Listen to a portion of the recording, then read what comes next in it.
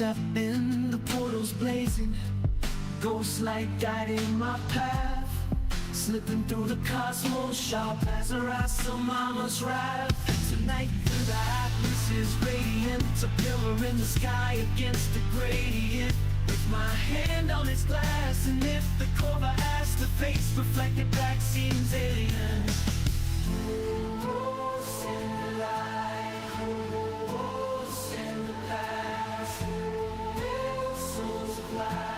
In a world made of black, we're ghosts in the light. We're ghosts in the light. Ghosts of light. In a world made of glass, we're ghosts in the light. We're ghosts unseen, awaiting my fate. 16, 16, 16. Ghosts in the light.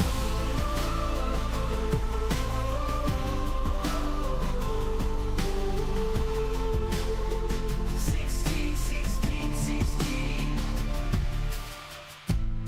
Step in, the crimson's calling, generating no man's sky.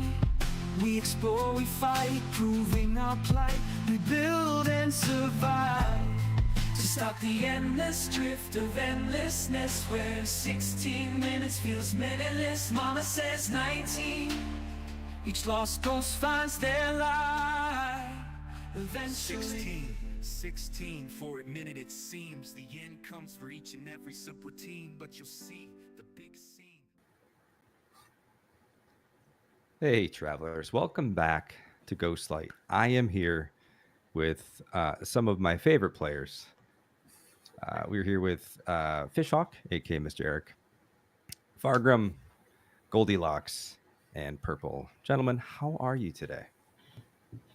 Doing well. Doing well. All good, ready to Not solve the bad, not mystery. bad. Make sure that everyone's voices are actually coming through. Sure. Yeah, eager to see where this is going. I know. I'm a little bit nervous for y'all. I should probably unpause game, huh? So many windows. So many windows. Okay. I understand that one. All right. So,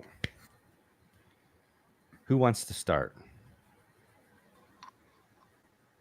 Who wants to talk about where we are and why we're here? Basically, what we know so far. We are currently in some form of catacomb below the estate, which shouldn't exist according to Black Shield. That's not his name, is it? Black Shard. Drake Shield. Drake Shard. It was Drake Shard. We got there in the end. One of us will get it. Yeah. According to Drake Shard, that shouldn't exist. So he stepped out of the murder scene into the ballroom. Another murder occurred, and we investigated our way into this secret passage which led us here, and we brought Lady Isolde with us, and she disappeared. That's right. Lady Isolde just sort of vanished. That was like the last thing to happen from the last session. Isolde just sort of disappeared. I think Evask, I think you were the only one that saw it technically, right? I don't remember how the rolls went because I cleared the tray. Great. So just out of curiosity, we've been trying to solve what started as a murder and has since become a series of murders. Who are our prime suspects, and who do you think has done it?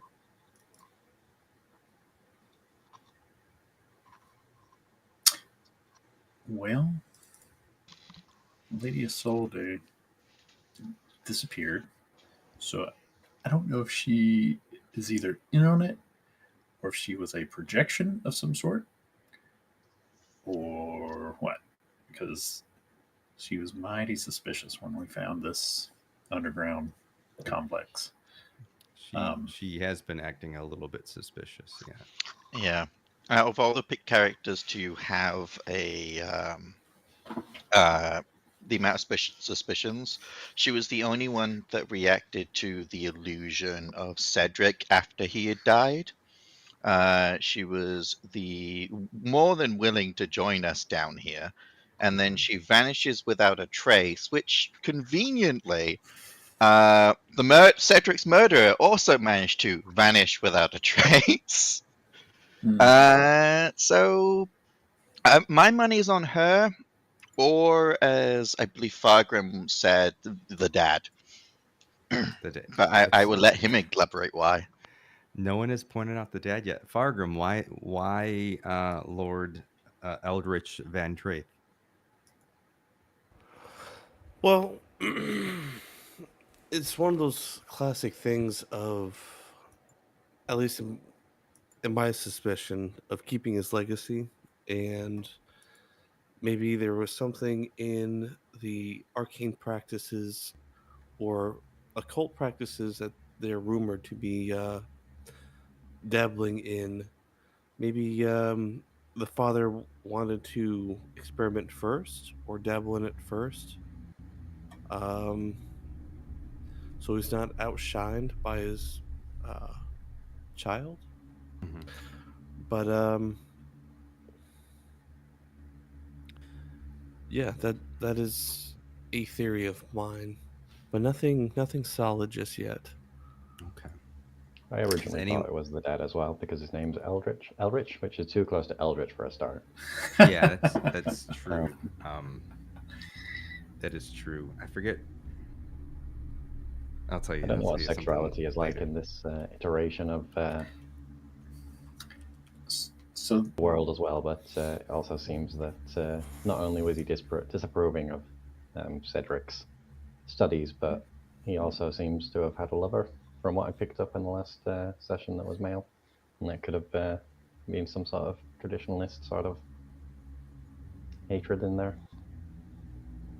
So you're talking about I don't think we ever learned their name. Not yet. Maybe I put it in I probably put it in the notes because I probably didn't edit it out. But the lute player was making some sort of indication that they may have been lovers at some point. So you're thinking maybe the dad. I don't think it's the dad, but it is more evidence towards him. I think it's a grand conspiracy between several of the party goers. You do? I think the only people who are in the clear are the very talkative gnome and the Judderkai. Okay. God, I had another question I was going to ask based on that, but wait, you don't think Drake Shard's in the clear? I want him to be in the clear, but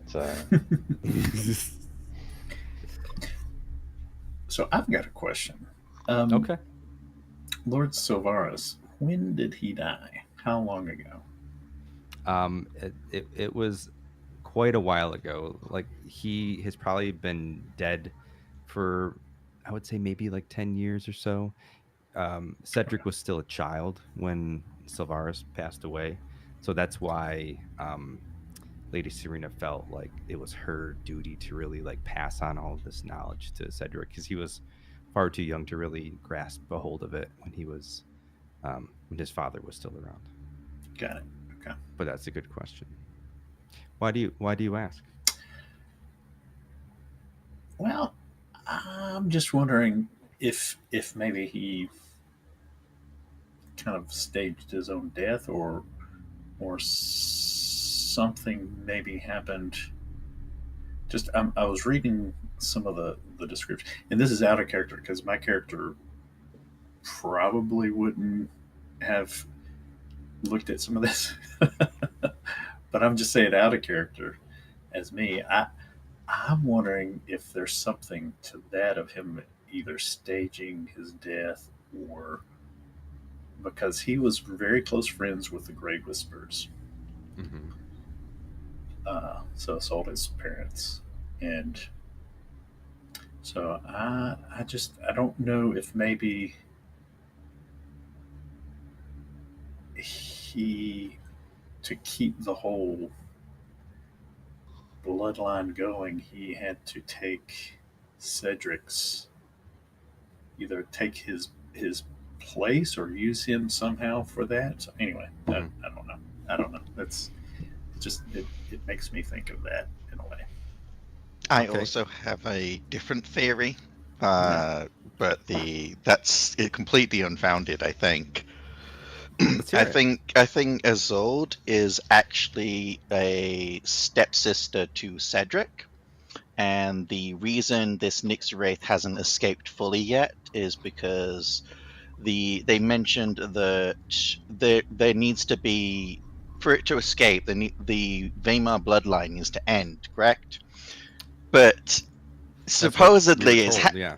Yeah. supposedly that's happened already with Cedric's murder, and if he's dead, um, considering Isolde's proximity and the fact that she grew up in the mansion and the fact that she's that close to Cedric, I could possibly see her being a sort of illegitimate child. Mm-hmm.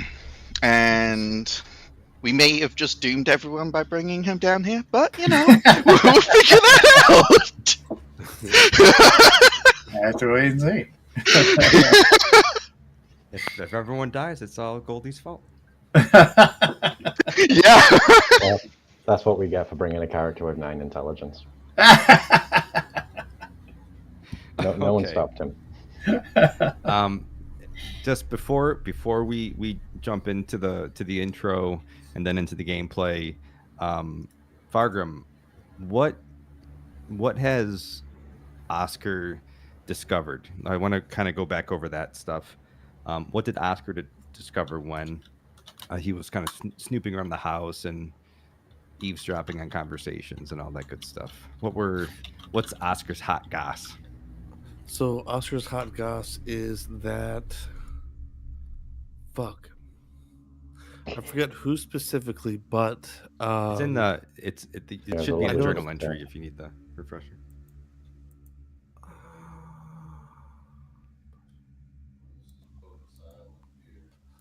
I'm just trying to remember how they're related. Wait a second. So I did hear about two vital important. Well, I guess information is not necessarily useless until you can use it. Mhm. A string of murders in fuck Luestria. Lunestra, that? yeah. Yes. Oh, there we go. Oh yeah. Lady Cenaria's first husband died on a hunting expedition. Ah, yes, just like Dick Cheney. Um, so yes, some Dick Cheney was on allegation. the hunting expedition with him. You're right. Um, so there's some foul play suspected. No allegation stuck. Hmm. Rumored. I don't even know how the fuck you say that. Philanderer? Philanderer with an eye Oh, on women, okay, yeah. rumored to have an affair. Mhm. So, Lord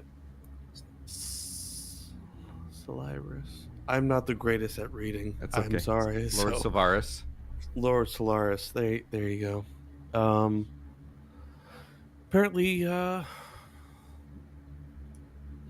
just like every rich dude, had his very fine tastes and secret tastes as well. Hmm. But I heard some of the confirmations from this from both from Darius, but he doesn't like talking about it. Yeah, when you brought up the murders, he was very much like you would be wise to not talk about that. It's bad for business, is what he said. Bad for business, which was interesting. So, do you think the murders are related or just coincidence?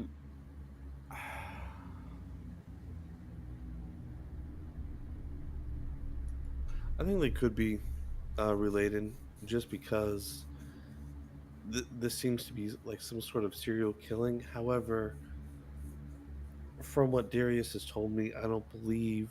I mean, it could be multiple people doing this, Mhm. but from the murders, most of, at least what Darius told me, the victims were tieflings. Mhm. Now, the only tiefling were the minstrels in the ballroom tieflings, One of or them. just the one that The was bard, The survived. one that was distraught was. who Dogan pointed out at one point. Mhm. What's up? I said Dogan pointed out that tiefling because the way he was reacting. But secretly, you guys don't know, but Dogan hates tieflings. So. Jesus. There's a reason behind it. That's why he's keeping his eye on him. That's All right. right, great. This is great. I love the theories. I love the info. You guys are doing a great job. Um, let's jump into the intro and then we'll dive into the gameplay. All right. Sounds good. All right, here we go.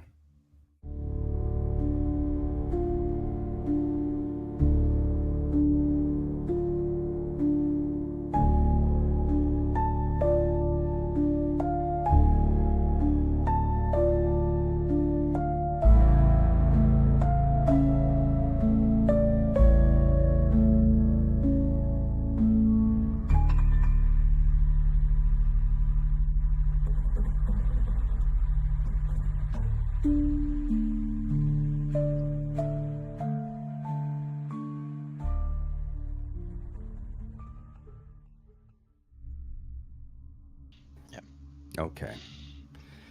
So, when we last left off, you all, as you said, were in the depths of the earth below the Weimar estate. Now, the darkness here is absolute, a suffocating void that presses against your senses. The air is thick with the scent of blood, iron heavy and stagnant, clinging to your lungs like a whispered warning. A low, inhuman hum reverberates throughout the cavern, a sound not heard with the ears, but felt in the depth of your bones, a discordant note in the fabric of reality itself.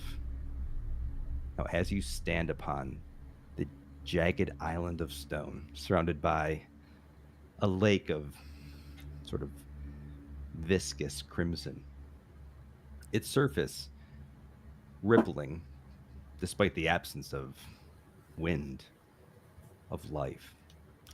A purple flame dances in a brazier before you, twisted and flickers. It casts these shifting shadows amidst the darkness that are almost alive, sort of whispering and watching you. Beyond it, you can see this ancient portal. It's sort of ivory surfaces etched with these unknown sigils. It spins and pulsates, sort of extending what seems like slow, misty, dark tendrils of this pure darkness, this mist, into the chamber. Previously, you had turned your head and saw that Isolde Grey Whisper, your companion, who you had almost forcibly moved down into this space. Oh, it says can't hear him. Can't hear who? Can't hear me? Oh, that would be bad. Oh no. Let's see. All right. I can hear you on mine. So Okay. Same, we can all hear you in here. Oh, good. All right. I can see my meter moving, but yeah, Isolde, you had turned, and Isolde was just gone. She was there beside you. Her face sort of was making these twisted, this twisted sort of a look before she left. She had some sort of a movement that you saw out of the corner of your eye, and then she sort of was gone with like dust.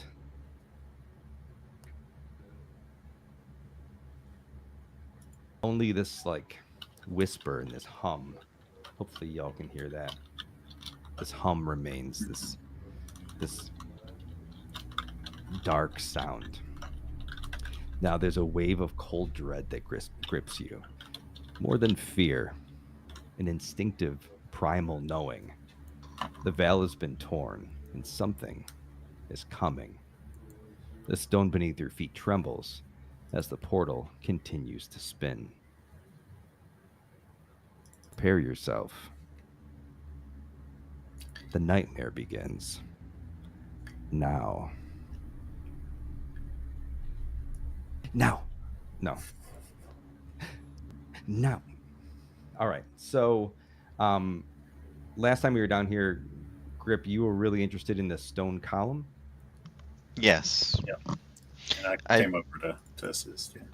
Yeah, I believe, what's it called? I noticed there was some runes missing on the column, and those runes could be found in the book Cedric was working with in his notes. Okay.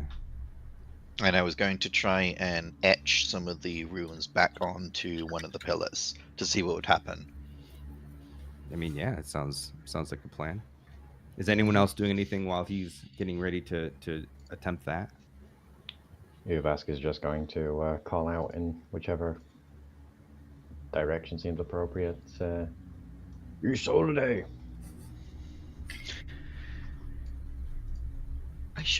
Would I be able to do that with my class feature? Where is it? What page is that? There it is. The Wizardly Quill. It's a special Order of the Scribes quill that can magically write without ink and in any color I want, and doesn't require sort of me to do anything, just a thought. Yeah, I mean, if anything that I mean, it depends on your intention. Obviously, if you're just looking to mark it, it looks like this quill can write without ink. So Mhm. it seems like the medium wouldn't really matter. Yeah, I think you could probably do that. Now, in the book itself says what about the runes? Okay. Does it give any like hints in the book itself about what runes I should be doing, or what the pillar itself?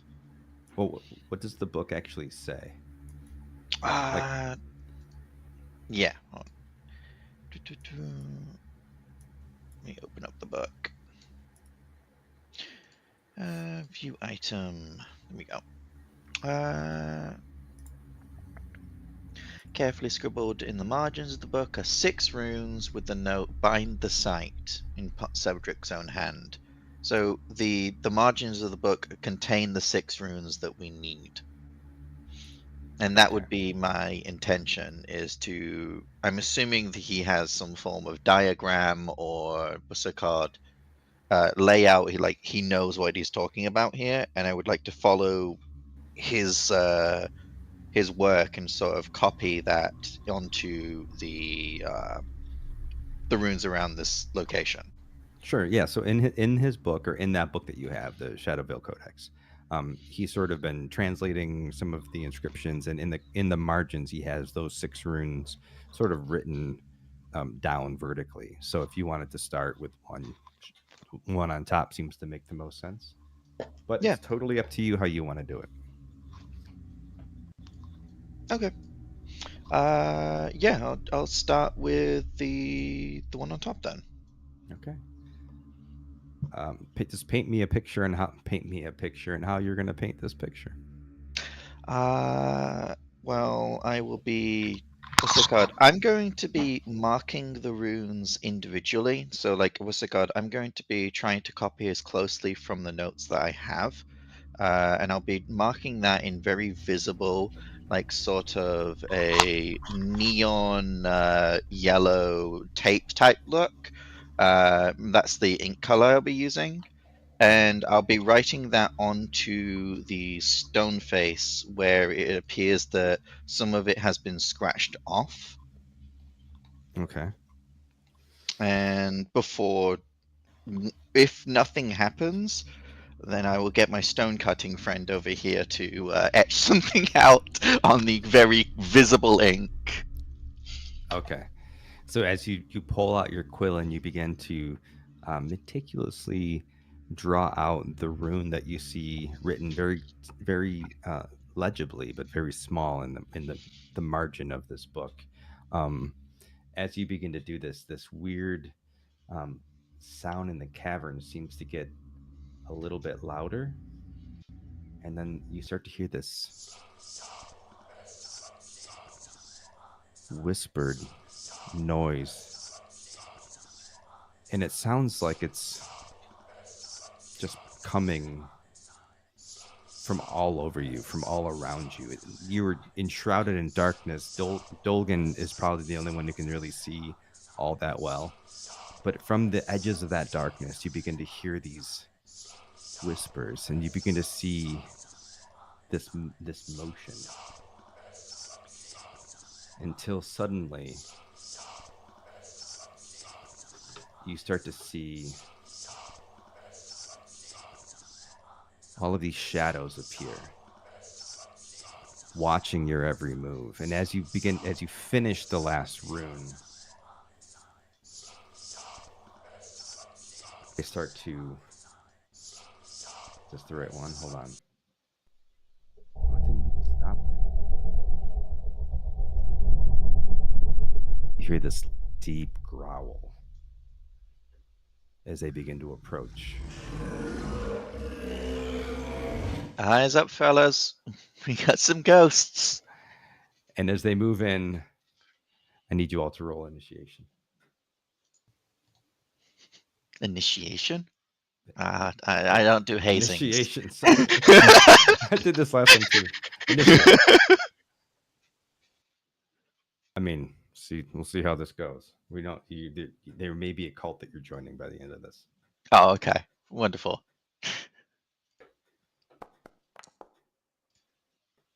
Oh, okay. Well, that is a good start to the session, I would say. A natural 20 for initiative. Does this character sheet have a particular initiative? Oh yeah, there. I swear, Purple, you got some weighted dice, dude.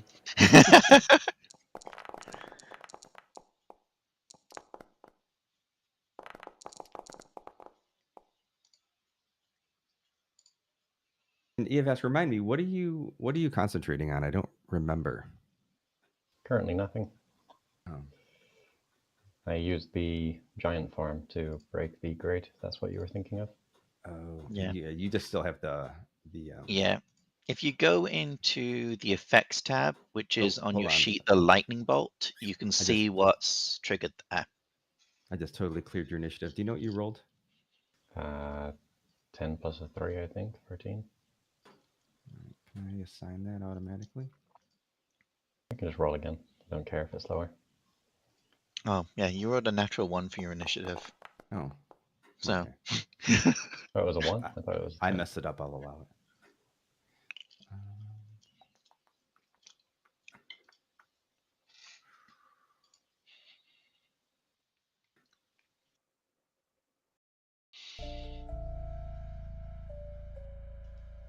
Oh, hold up.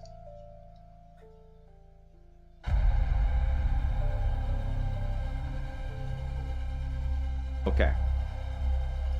All right. Oscar's first. Stumble.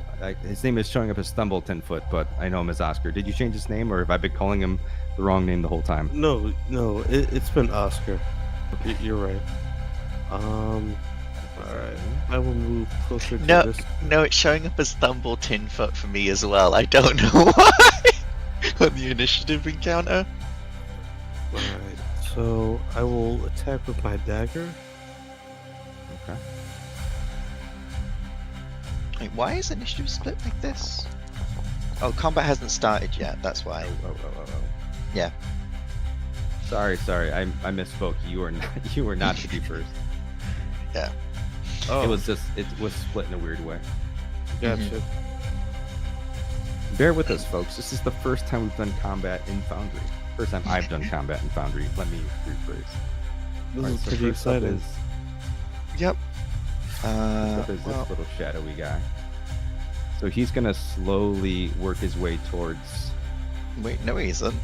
I'm at the top of initiative for round 1. Yeah. Why is it I have a split? I don't know what. I think that's just a UI thing. Oh, yeah. Oh, that's really strange. All right. Yeah, I'm sorry. Go for it. Yeah, it's the glowing That is weird. person that whose initiative it is. Yeah, the flashing. Yeah. I am going to go ahead and not be surrounded. I'm going to move slightly over here. This is this all like water or difficult terrain or anything, or are we? Is it good to just stomp around in? You can stomp around in it. It's very shallow water where you are, but if you were to go out further, it would get a bit deeper. Yeah, I'm just going out a little bit, not too far. And let's open up strong. I'm gonna go ahead and be a. Yeah, I'll go ahead and use the item actually. I'm gonna go ahead and cast using the Wand of Lightning Bolts, a lightning bolt spell. I cast lightning bolts. Hold on. I've never used this one before. Let me try this again.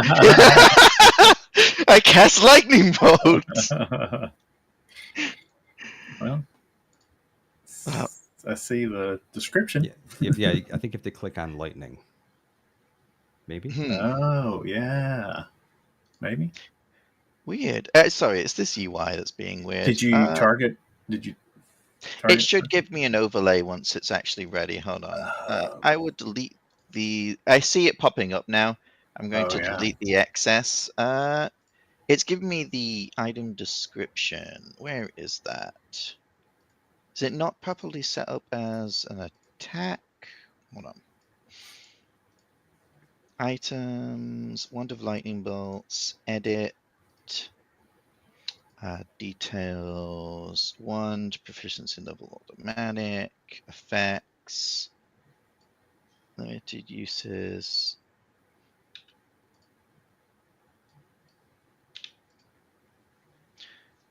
Activities, effects.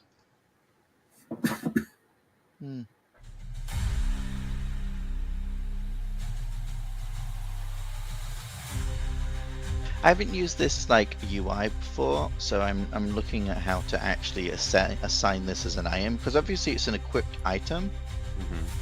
I wonder if it's just in spell effects.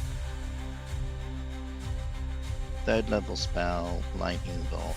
I will just cast this and not consume a slot from this. This is a save DC of 15 for this, although I think my own spell casting is larger. I'm just going to cast it using a imaginary slot. Okay. And where are you? Who are you targeting? This guy right here. These two. Oh. There you go. Nice. As a what's it called? So they need to make a DC 15 dexterity saving throw. Okay. Put this in my way here. Now move this.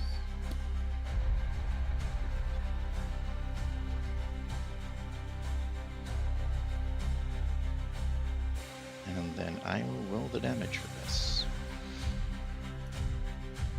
All right. So the first one you said what's the first one failed. DC 15, yeah. Yeah. First one failed. All right. And then the next one is that's fine.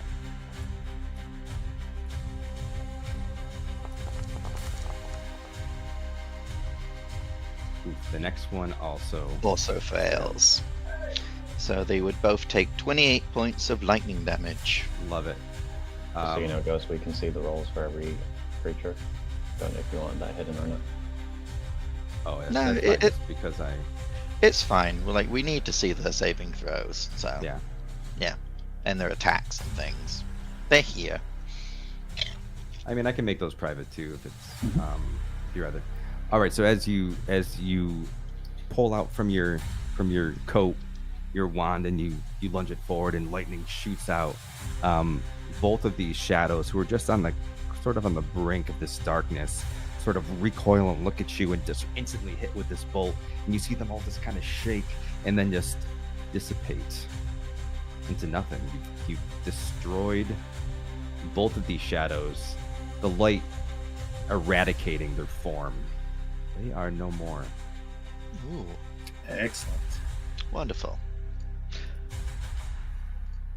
And then it's the shadow on the left's turn. I really don't understand this whole UI being split thing. Is it because? I wonder if it's because they're in the darkness. That's not default, I don't think. I wonder if it was based on the rolls you rolled. It looks to be based on Divinity.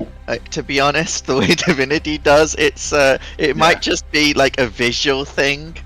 Yeah. So. All right, so this next shadow is up, and it's gonna slowly, sort of like, lurch towards the closest warm body that it sees, which is Oscar. Huh.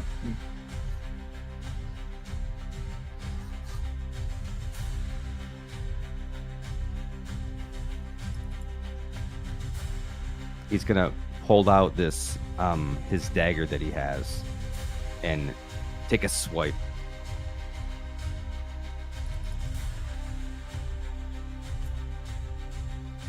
All right.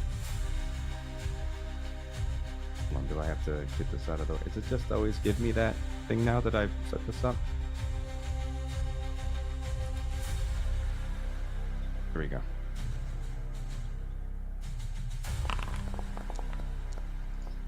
All right.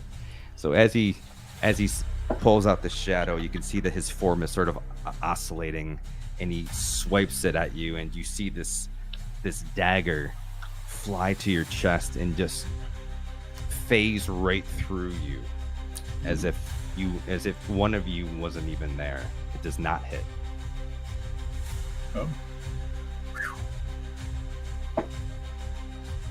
It doesn't quite understand the difference between you and he. It's going to continue. It's going to stay there, and we'll move on to Dolgan. Okay. I will step between Oscar and Vesk, take out my holy symbol, and compel the undead to turn. To be gone. Yeah, I'm going to use turn undead. So they must Wisdom save. take a wisdom save. Yep. That's for how many? For all of them. For all of them within 30 feet. Yeah, every undead within 30 feet. I'm pretty sure. This should be Call all. me crazy. That is, That's all of them. and the DC should be 14. Looks like. Yeah.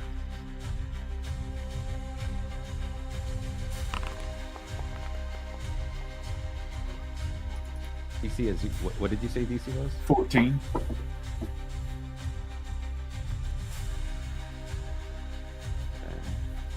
So what will happen is if they become turned on their turn, they will move away, move the fool. As Hold on. they can only use a dash action to try to escape.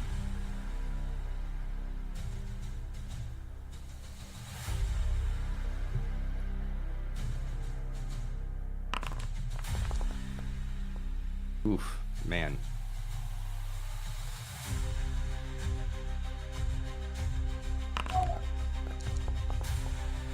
Okay, there we go. And these two are dead. Okay. So, this guy. Oh, hold up. Long press. This guy and this guy. Tell me about your casting. Like, how are you? What's So- the picture of you casting? Yeah, so pull out my holy symbol, which is probably just kind of tucked under a layer of clothing. I'll pull it out and say, "By the power of Morden, I repel thee." And you can see them all sort of recoil, like, and only one of them sort of like melts into the ground, like fades back into the shadow.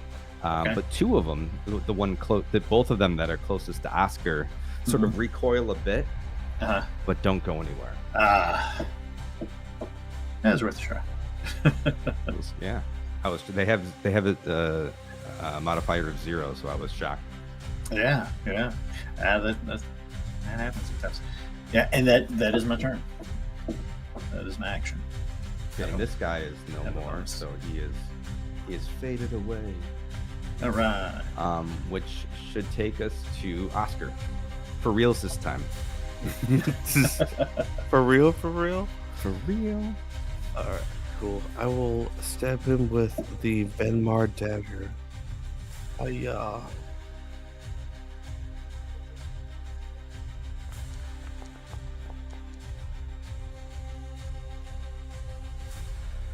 16 hits.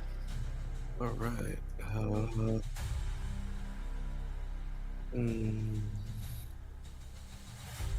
do we do damage? You should see in the game log, when you hit Weimar Dagger, you have attack and damage. You just click the damage button now. Ooh. As long as the character you're targeting is targeted, it will hit apply and it will automatically go. So you take your Weimar Dagger, and as you unsheath it, it begins to glow with just this radiant light, and you take a swipe at this in turn, right? Like as a response to this shadow that couldn't hit you before, and you pierce it, and you can see this stream of light come up through its chest. Again, doing 7 damage. Oh, yeah, it applied. Sweet. Everything is so automated in Foundry. It's pretty cool. It's really nice. It really is.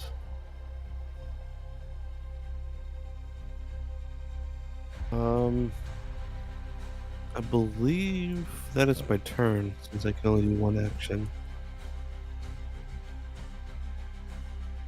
Okay. And then what do we have for next shadow? Is a goner. So we still have this guy that's kind of creeping up behind you. He's gonna move down close to you as well and attack you, because it's more of an attack of opportunity, not an opportunity attack, but you're a target of opportunity, I should say. He's also gonna take his blade. All right. I'm gonna, as I see that, I'm gonna use a reaction using my Shield of the Cavalier. Did that show up? Yes. And I'm going to use the Protective Field. So when an ally I see within 5 feet of me is targeted by an attack or makes a save throw, I can use the shield to create an immobile 5-foot emanation originating from me. When the emanation appears, any creatures not fully contained within it are pushed into the nearest unoccupied space outside it. The attack that triggered the action has no effect on creatures and objects inside the emanation, which lasts as long as you maintain concentration up to a minute. Nothing can pass into or out of the emanation. Creatures inside the emanation can be damaged. So, Okay. Did you already cast it? yeah, I will use that as a reaction. I didn't know if there would be a cool thing in Foundry. All right, so as you... No, there isn't, is there? That's disappointing. Yeah. It's builded up so much for me now. So I know. So as you pulled out your Shield of the Cavalier and you project forward 5 feet, this what I envision as this sort of radiant shield of light just engulfs Oscar, and Oscar's like, what? Like, what the hell is this? Because he wasn't there when you got it. That's right. The shadow just starts to try to take swipes with its dagger and try to do something, and nothing seems to work. So then it's going to use its shadow stealth and fade into the background, into the darkness that surrounds it. Okay. Which brings us to I guess it didn't. So it brings us to Eovask. Excuse me. So I bring up my great sword towards my lips and just whisper to it, Vaughn, and cast Armor of Agathis. So my features sort of take on a more wintry effect. His eyes grow paler, his skin grows paler, and a little frost covering forms around him. Nice. Cool. See, man should have done that.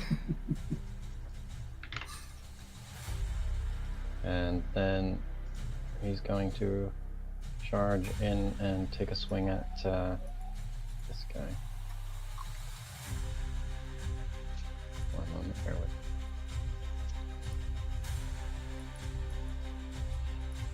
How do you attack on the thing? A normal attack? You just from your character sheet, you can choose the appropriate attack, and sometimes you get the option when you click on it. You'll get another window. Depends on what the attack is. Yeah, I think you have to target the person too. Yeah. Oh yeah. Okay. Well, let me So you- take the target off of Oscar. Yeah. Do you know how to target? No. So You on the can top, double right click. there you go. Oh, double right click works Yeah. too. Yeah. that's cool. Look at there. Very nice. We're all I've been everyone's using that. targeting that guy right now. I just been single right clicking, hitting the target button, but that's way That's- faster. Yeah, Mm-hmm. that's what I've been doing too. So that's good. Okay, to know. now I can have a little bar. I can see how to cast spells, I just can't see how to use my sword. Oh, you know what? If you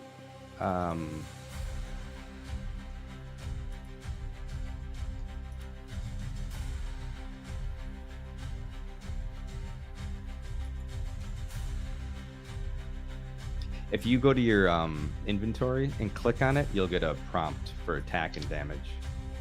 I think it's weird because it also does radiant damage, so you get like a weird prompt.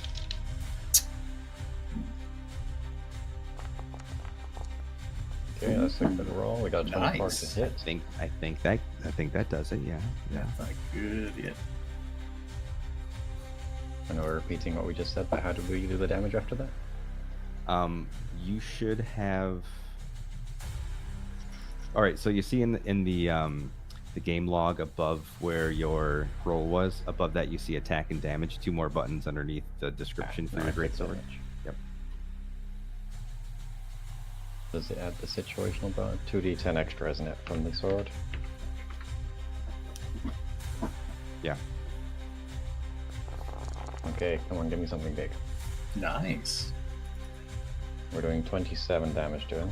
All right. Really You can good. apply that. Bloodied. So as you take Okay. your great sword, I mean, you can tell me how you'd like to do it. Just clean and simple, just one big, massive diagonal swing across it. So with your diagonal swing, the sword itself is already glowing with this light, and it slashes through the shadow, and it sort of like curls and bends, and it's like it just fades into nothing. And since I can't see anything else, that will be the end of my turn. Bygone alley. That's Bygone right. alley. That. That's what it made me think of. Okay, and that takes us to someone who's dead and back to Grip. Mm-hmm. Did I say the I word wrong? think all the shadows are dead, or at least the ones I can see. Yeah, there's one that's in shadow stealth right now. Okay. In that case, I'm gonna go a bit closer to the person with the light. and then just ready my action to cast a. What do I cast? That's a good question. I'll ready my action to cast a fireball if it shows up. Firebolt, not ball. Yeah, I'm saving my spell Good. slots in case the boss shows up at some Yeah. point. Okay. Yeah. Gotcha. Alright. All right. And then it goes to Dolgan. I am assuming I can continue to use the shield. Let's see. Yeah, maintain concentration to a minute. So I'm just gonna sit tight since I don't see that shadow.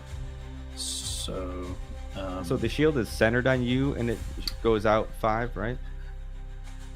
yes, like correct. Yeah, exactly. Okay. Yeah, That makes sense. We'll put that there for now. Thank you for doing that. I was trying to find how to draw it, but I couldn't find it. So yes, so we'll just kind of sit in the bubble. I'll say to Oscar, just sit tight. Once it pops, I'll lower the shield Thank you, friend. anytime. All right. And that's it. Then it goes down to Oscar. All right, so you said he was in shadow stealth. So I'm going to keep my dagger out and prepare an action. Okay. So whenever he appears, if he's within throwing range, I will throw my dagger at it. Okay. And that's a good point. I will prepare my action to drop concentration, which I think is kind of a free action anyway to drop concentration. Correct. So yeah. So when I see it, he can act. All right. And that's my turn. All right. Love it. I'm gonna move the stream out a bit so they can kind of see what's going on. Give it a little bit more view. They focus on what you guys are doing, and they can't see sort of what's out in the periphery. All right, great. So that brings us to the shadow, who honestly just doesn't really stand a chance at this point. Why can't I? Oh, that's why. Okay. So it's gonna move towards the source of this light because it feels offended by it. It feels malice towards this light. And it's going to move to Dolgan and then appear ready to strike. But in appearing first, you see once again Grip with a completely different wand because he is dual wielding wands right now. Oh, Can you actually do your firebolt now? Will it let you do it at That's just a cantrip. Yeah. All right. Yeah. I didn't know Foundry had a cool thing for it to show. oh. No, that's more or less just the moment it shows up. I'll just cast a firebolt. It just showed up. Yep. It is showing. Ooh, 20 to hit. 20. That's the wrong one, but I like your enthusiasm. Oh, that is the wrong. That's a spell attack. That's the one you just killed. It's okay. 20 to hit's fine. And what was it? What was the damage? The damage is 11 points of fire damage. Okay. So as this thing, actually, why don't we do this real quick? Dolgan then drops his shield. Yep. Right. Yep. Thematically, this may be more fun. And then, Oscar, throw your dagger.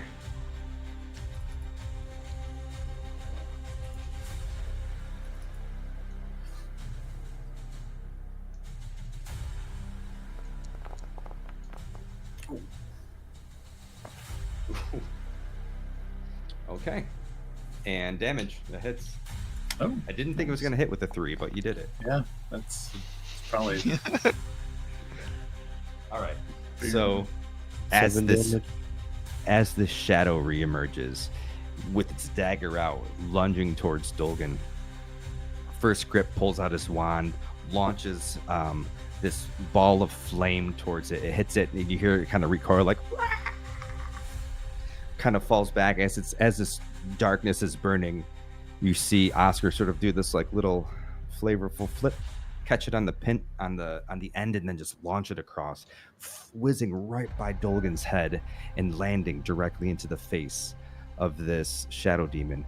Because of the blade that it is, it shines with this light, and it just completely I won't say evaporates, disintegrates. The shadow, it just emerges. The shadow just sinks into the darkness around it, and the blade lands on the rock. nice. Well done. Well done. And that is it. You did it. You destroyed That's awesome. all of the shadows. I get the thing there's a but. I'll go pick up my knife, and can I roll an investigation on these purple things over here by the Stargate? Yeah, if you want to work your way over that way. Do we I'll have take him. Oh, do we have Sorry. light down here? You're saying? By the way, is this mine?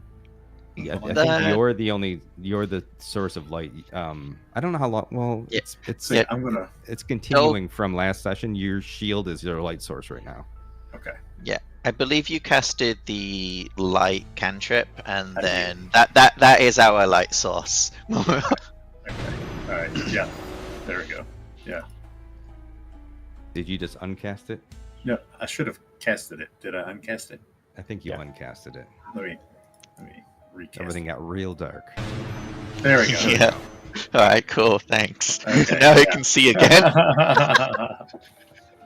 You know what's funny is that I'm looking at the stream display, and it's actually even lighter for you guys than it is for me, which is kind of interesting. Hmm. Oh yeah. Huh. It is. That's wild. As I'm walking over here, I'm kind of shouting, Isildi, are you still down here? Fair lady?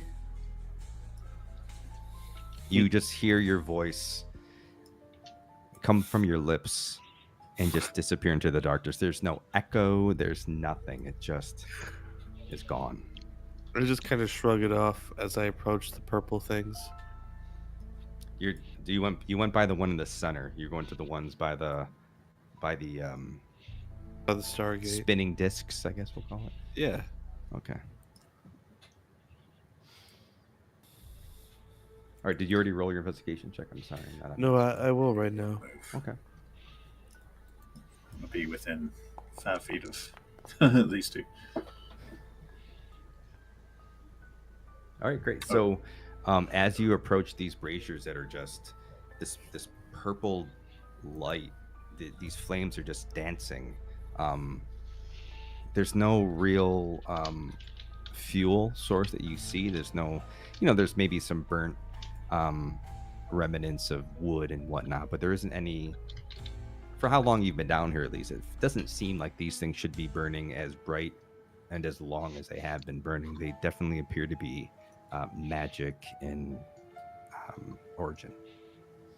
Like the braziers themselves are sort of this bronze and what looks like bone. Like it's hard to really tell because it's all sculpted, but it's like this bronze ring around these curved bone framework into sort of a stone bowl.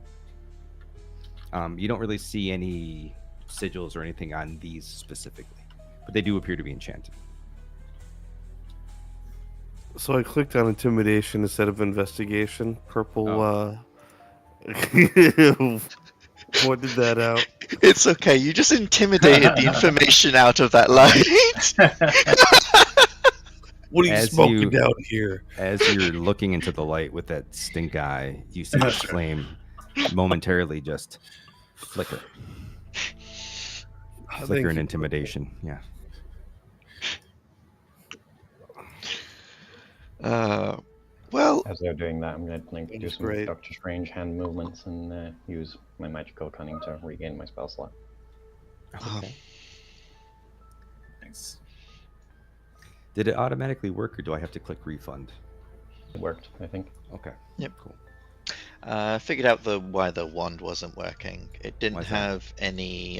It was a presumably D&D Beyond import.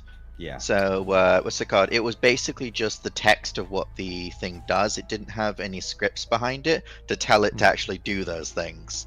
I just Oh, that's grabbed weird. one from the compendium and replaced it. Oh, okay. That might be And- true of all of your weapons then, because I pulled that out. But I And thought just that they had. FYI, I'm sorry. Go ahead. I was just going to tell him that he also rolled privately when he used that to us. No, I'm sorry. Say again. It rolled that wand. It rolled it privately, so we couldn't see what he rolled. Oh, I gotcha. I guess because of that as well. All right. So you're intimidating light, Oscar. that- Evask just restored his spell slot. What's Dolgan doing right now, besides being the light bearer? The light source, yeah. I'm really just kind of looking out for any additional baddies that might pop up. So, yeah, I mean, Hey, do you want to deal with this quickly? I think I know what we're supposed to do here. what is that? Well, lighting up those runes, the rune back there, did summon the ghosts. I think we have to do the same thing to all 6 of the ones around the room. So when I set this off, another batch of enemies is probably going to arrive. That's awfully presumptuous of you. Yeah. Oh, you Hey, know. a big shout out to the Pluto who's just subscribed over on YouTube. All right. I'm a fan of the name, the Pluto. Very cool. Mhm. I would appreciate a bit of light though, and maybe backup once this is done, because Of course. I will wait for you to be done though, because that's like a minute to recover that, right? Yeah. That's correct. So before I get started, I will wait for Yvax to be done with their chants and communion. His esoteric rite. Mm-hmm. And then once they're done, then I will start on the second, what's it called? Symbol. Okay.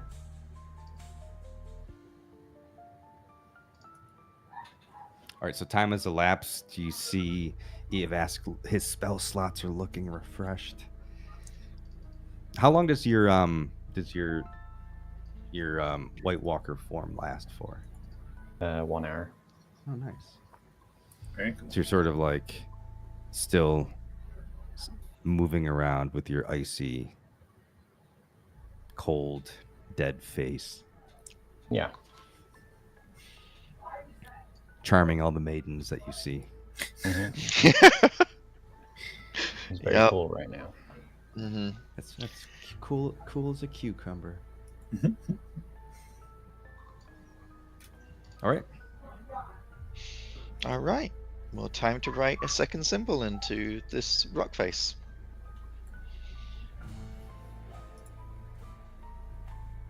And you're gonna do it with your quill again. I'm taking it. Yep. Okay. Is that you? There? Yeah. Yep. So I was trying to make sure the stream could see everybody. Okay. So as you pull out your quill once again, and with your magic ink, paint me a picture of how you're painting this picture.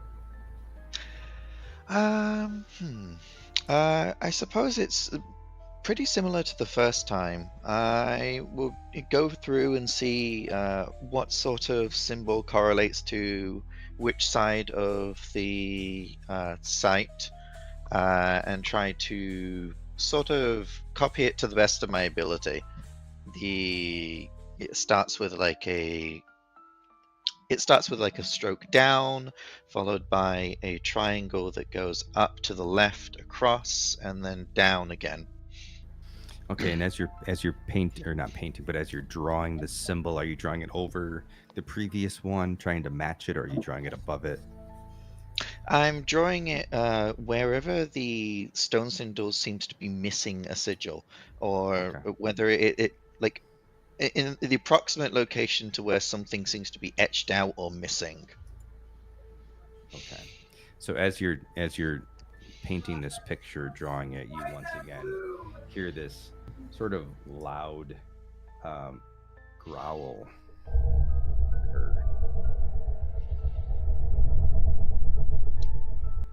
no monster roar because that was a mistake. And once again, these whispers start to emerge in the darkness. And with that, you're going to wish that you rolled initiation and you have been a part of this cult, but instead you will roll initiative. One of us.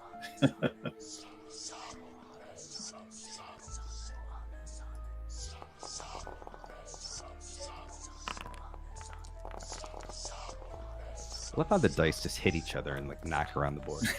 Yeah. Hmm. Uh-oh. Okay, so as the ground quakes and the darkness is just barely being beaten back by the light of Dolgan's shield, you start to hear these whispers get closer and closer until suddenly these shadows emerge around you, Grip, fully aware of what you're trying to do and fully trying to stop you from doing it. Okay. This first shadow here. Don't forget to hit start combat, by the way. Gosh, I do it every time. Yeah, you have to hit start combat, and then once they're done with their turn, just hit end turn. I really wish we knew why they were. There's got to be a good reason why they're segmented like that, like separated up top.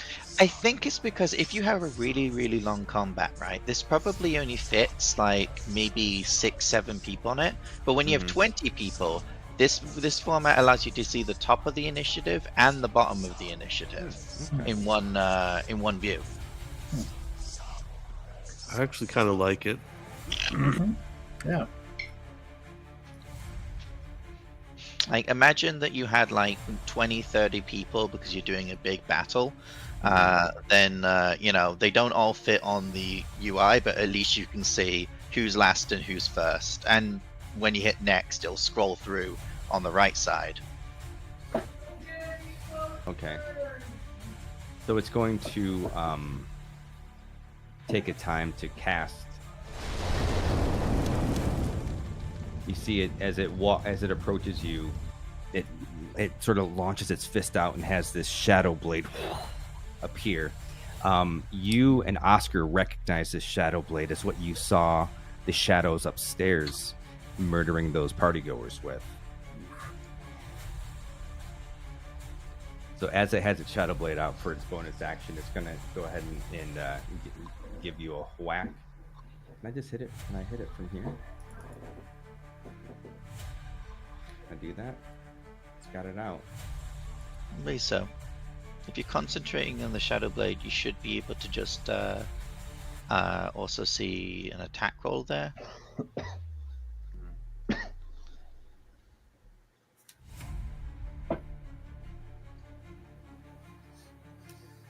It's 2d8. I'll just roll for the attack first.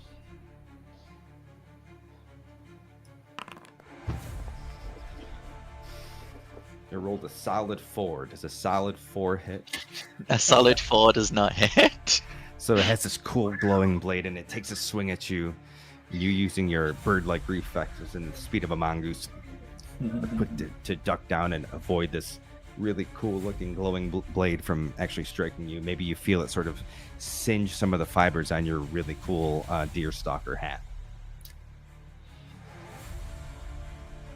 From there, it's going to Oh, it already used the bonus action. No, it's not going to do anything. It's going to stay there with its blade out, ready to intimidate. Mm-hmm. Then we move to. That was totally the wrong one. Right. Well, they're all in order, I guess, or they're all one after another anyway. So, the next one's going to do the same exact thing.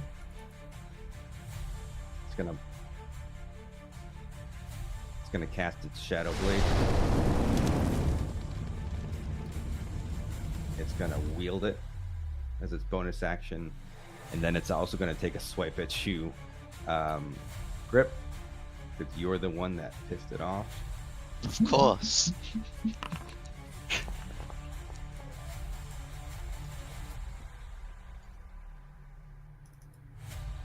Hold on real quick. What do we get for that? We get nothing. All right. 10 does not hit. It also takes a swipe at you, but you're fast. You're quick. You're a bird. You do a quick spin and you get out of the way, and it's going to stay there as well. And then finally, our last little Shadow Blade wielder. These guys are not doing great with Shadow Blades. No. It's all... That's okay. That's all right. It's all fireworks and nothing to really worry about. Right? Where's this guy's?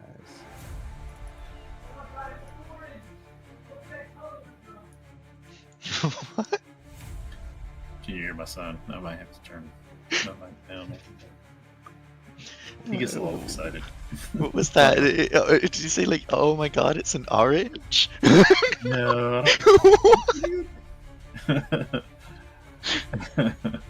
He just said something about, oh my goodness, bro. Something like that. Alright. Something like that. Something like that. Oh, that's weird. This one doesn't seem to have it. That's strange. Alright, well this one isn't going to do it. I don't know why he doesn't have it, but... he does have a regular blade, though. Mm-hmm. Why do you need the Shadow Blade when you've just got a knife? I don't know. It seemed that. It really went with it. Which actually seems to... This is a knife. This one rolled a 19. Okay. I'd prefer not to get hit, so I will not get hit. As I cast a shield spell to bump my armor up to 20, and that no longer counts as a hit. Alrighty. So it takes a swipe with it's very much not a shadow weapon. But again, you're just too much. You move, it just shinks off the side of your very fashionable coat. And now it's on to Oscar.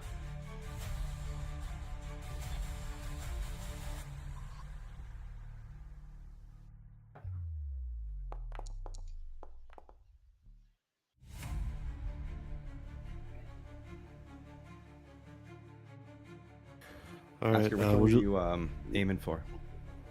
I'm aiming for the dude. Hold on. This guy? Right there, right in front of me.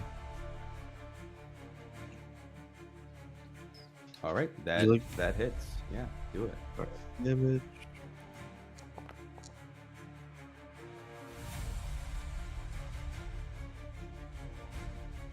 And damage. All right, so as you once again pull out your Vaymar deck, you're dual wielding, right? Or are you not? I guess I am. Okay. Because I have 2 daggers. All right. Do you have two attacks per action? When dual wielding, I believe it's an action and a bonus action. Oh, that's right. Yeah. All right. So your first action, you take a swipe at this thing with your glowing, your Vaymar blade, your the daylight reaming off of it. It kind of hits it in the back because it's focused on grip, causing it damage. You can tell that it's starting to sort of shake and phase out of existence. It's barely hanging on. Nice. Come on, guys, we got this. And that's my turn. Okay. On to you, Grip. You're surrounded by shadows. Working on your calligraphy. Yeah. Yeah, this isn't good. Do I have anything I can cast as a bonus action? Because I do not want to be here right now. Only Misty Step. I'll save Misty Step.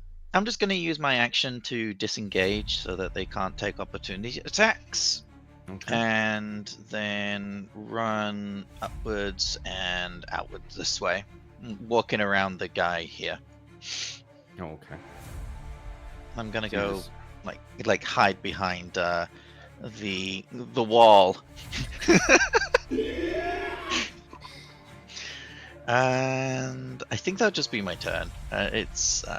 I need to. I forgot. I also need to set up my mage armor. I didn't actually spend a spell slot on it before this. Probably do that before the next combat starts. But that's an action, and I already used it to disengage. So All right. That's then my turn. We're moving on down to Dolgan. I will pull out my Holy Avenger Warhammer and attempt to smash this shadow in the head. Oh. What did it say? It said something about attack with the. Hold on, I'm going to try that again because it said something about when I clicked on it about attacking. Yeah, if you look in the game log, you can see attack and damage. It said restricted attack when you hit a fiend or an undead. Mhm. What does that mean? It takes an extra 2d10 radiant damage when you hit a fiend or undead. Okay, so I will try that then.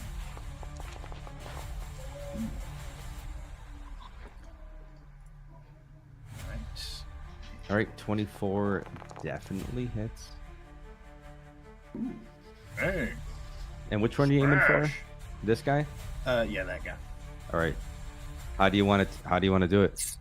Just straight down on his head, just kind of whack-a-mole style. And you have this glowing hammer that you bring down right on this thing's head, and as you hit it, it just sort of, because it's sort of phasing in and out of existence from its previous damage, it just sort of flattens it, and you hear and just a mist, and it's gone. All right, and with that, I will take a step forward, and that's it for now. I almost was going to do one more thing, but I'll say it. All right, on to our frosty friend. More. Yeah. I begin holding my sword like a minigun. And I speak my patron's name again, Vo'un, and you see a purple bolt of lightning form around the sword and shoot out as I cast Eldritch Blast. Okay. Who are you targeting? This guy Oh, that would have looked really cool. has a 10 to hit. Oh man, that Why did it go in the opposite direction on the screen? Because you don't have him targeted, or you didn't have him targeted, maybe. Okay. But 10. So you launch your Eldritch Blast to this shadow, and it just sort of like sees you out of the corner of its eye, and as it sees you, it fades. Like you see it sort of shake, and then suddenly it's looking right at you, and it just moves to the side as your blast passes off over its shoulder. Well, But now go it for this. sees you. we go for the second beam, and you see another you got one more. blast coming out. And it Ugh. same again. Dang. And again, in the same form, it just sort of like contorts itself in a very non-corporeal way around the beam, causing you to miss. I'm gonna use my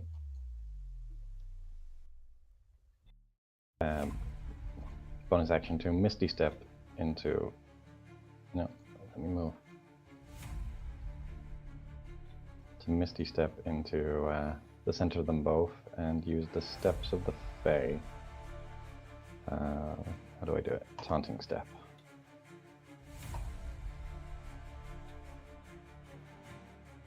Did that place it?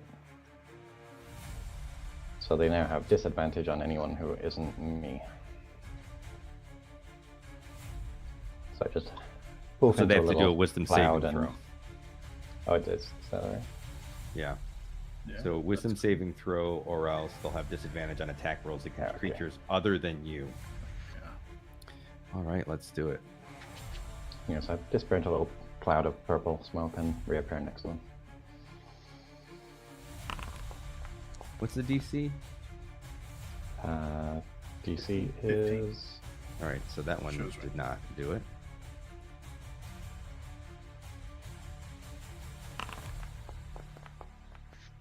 Oof, that one did. Okay, so as you sort of puff into existence, Magic Dragon style, the one shadow that you've been launching Eldritch Blasts at is solely focused on you, sees you, and would like to see the end of you. and that's the end of my turn. And with that, it is this guy's turn. He has his sights set on Dolgan, who we just saw bring that hammer down on its ally's head. If shadows have allies and feel a certain way about it, let me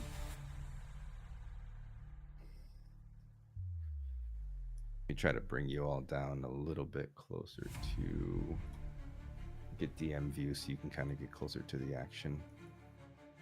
You can't forget about grip up there and very amazing.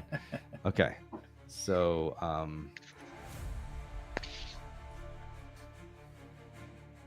hold up. This guy is set to 0, so he's gone.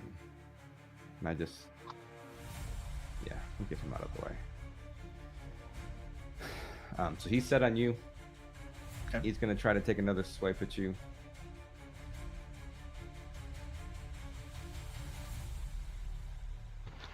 If I can do that somehow.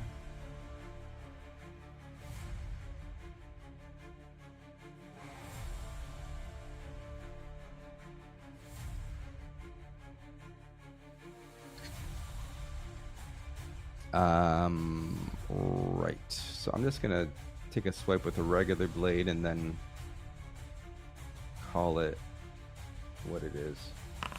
Okay. Just pretend that the damage is psychic. Oh, so it pulls out this. It's really having a really bad time with this blade. Oh no. God damn it, Goldilocks. No Man's Sky. Pulls out this big glowing shadow blade, takes a swipe at you, and just misses. Just Hold up, shield and sound. the new expedition looks weird. I wish this was in the new expedition. That would be fantastic. Takes a swing at you and misses. Can't seem to connect. Excellent. It is going to.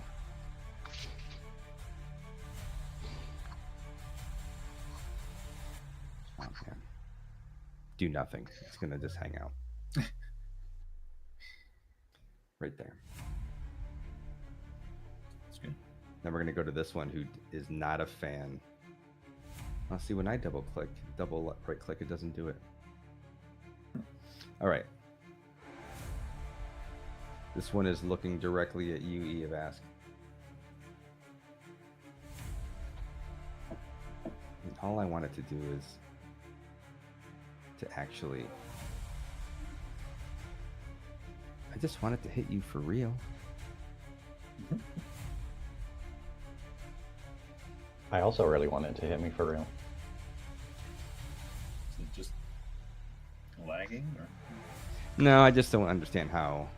It just keeps asking me to cast it, not to actually use. Oh. If I click it. Oh well. Okay, we'll just pretend like it's psychic damage again. Alright, so it pulls out its Shadow Blade.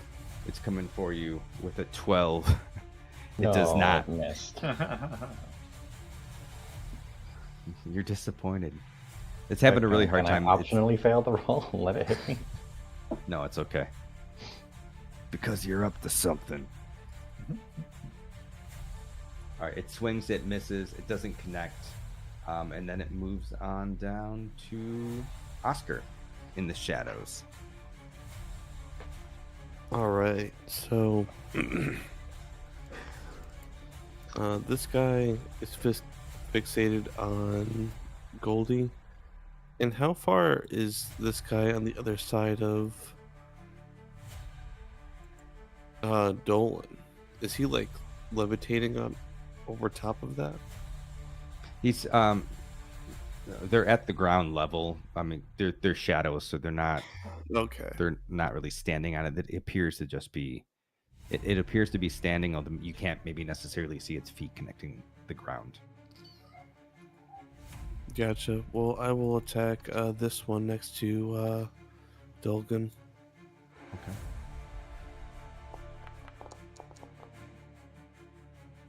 14 hits. Do your worst.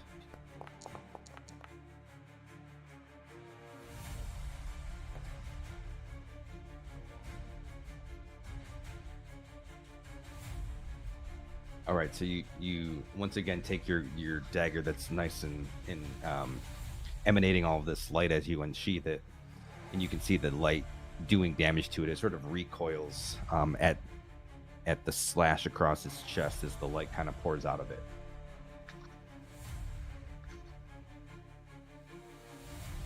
Nice. And that's my turn. Okay. On the grip.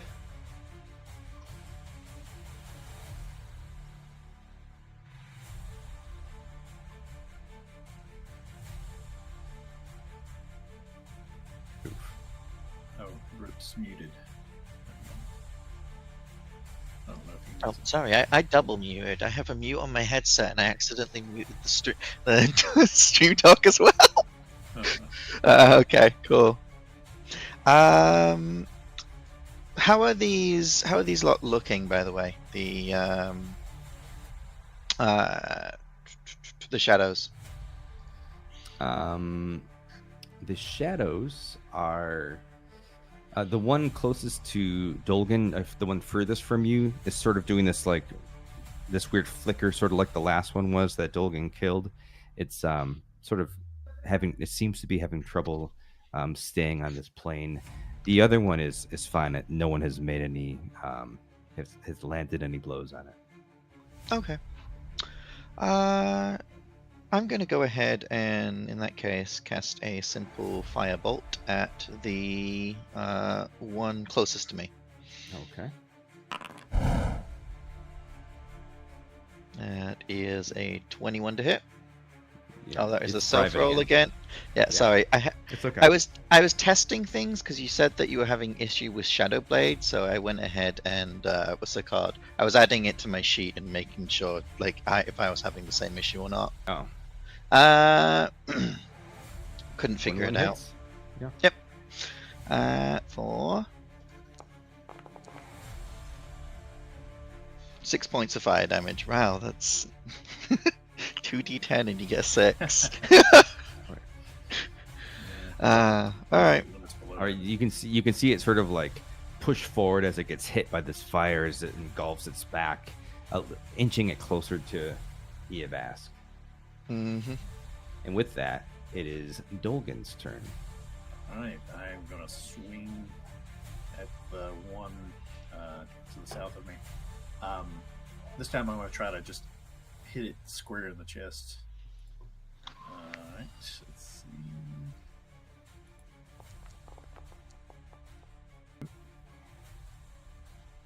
Okay. And some damage.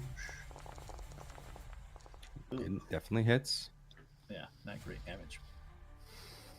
And once again, you bring this hammer down on its head, and it just it sort of sees it coming, and it just makes this horrible sound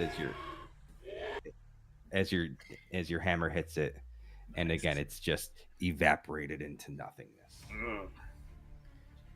All right, bring them on. So I'd say Veskin, is Oscar, right? Can see almost like a bloodlust overcoming Dolgan. Like he's just really getting into this strangely. Because from what you've seen previously with him, he's been very, calm and sedate. But he's really got a lot of adrenaline going, like he's in his element almost. Oh, we know he's a freak. He's like, I missed this. That's right. I'm back.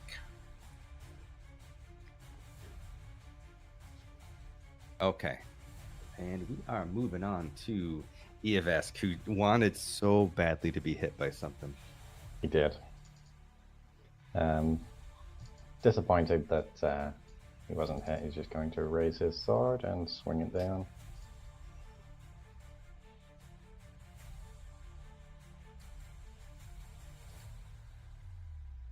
Oop. Coming out. 17 hits. Okay. I really like Roll that for sword damage. animation. That's cool. Yeah, it's pretty neat.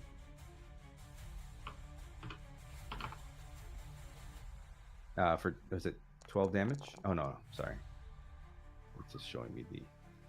All right, so you have this. 29. Your Okay. glowing greatsword comes down on this thing, and as it's come down, it's still just like the other ones are sort of flickering in and out of existence. You hear a very similar screeching sound as it's vanquished, just disappears, rolling mists, and it's no longer on this plane. Eovesk was almost disappointed that he doesn't get to swing again and stows his sword. There'll be more. Aw. Trust me. As brother. you put your great, so where's your scabbard? Is it on your back or on your waist? I'm not entirely sure how long a greatsword is, so let's just say it's on his back. All right, so as you put it away, I figure it's probably, I don't know. The light just sort of dissipates away from you. It gets shielded by the scabbard. All right.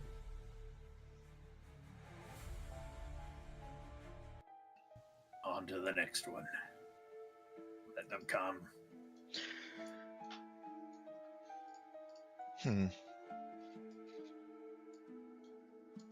For a ancient evil entity, you think it would have sent something more dangerous? Eovesk calls out to the group and says, what would happen if we etched the runes in all of them at the same time? I imagine a lot of things would show up. Is that something that you'd want to do? Foolhardy. I'm itching for a good battle. I agree. Right. Well, in that case, let me put on the big coat. Are we ready for the next one? Yep. Out of I'm character, gonna we go would be doing that in the dark. cast mage armor before we start the next one. There you Put on the big coat. go.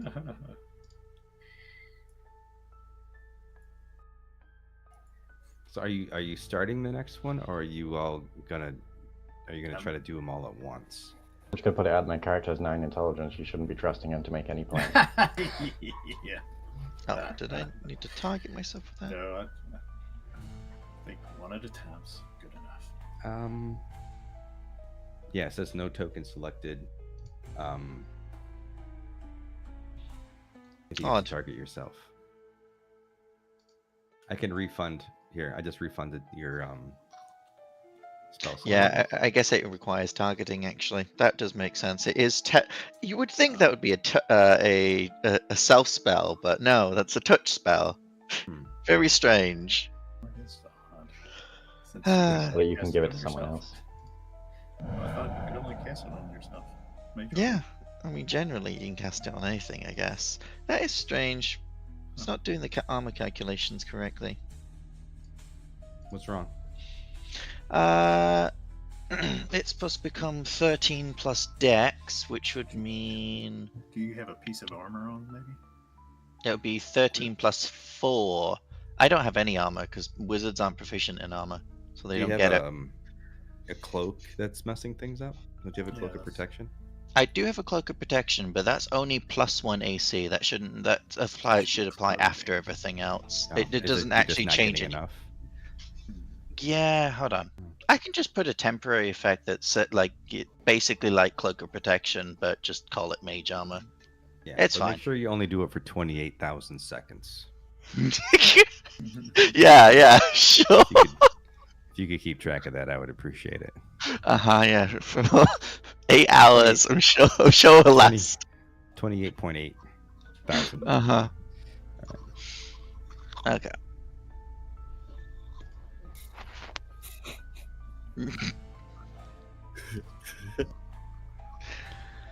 Very funny.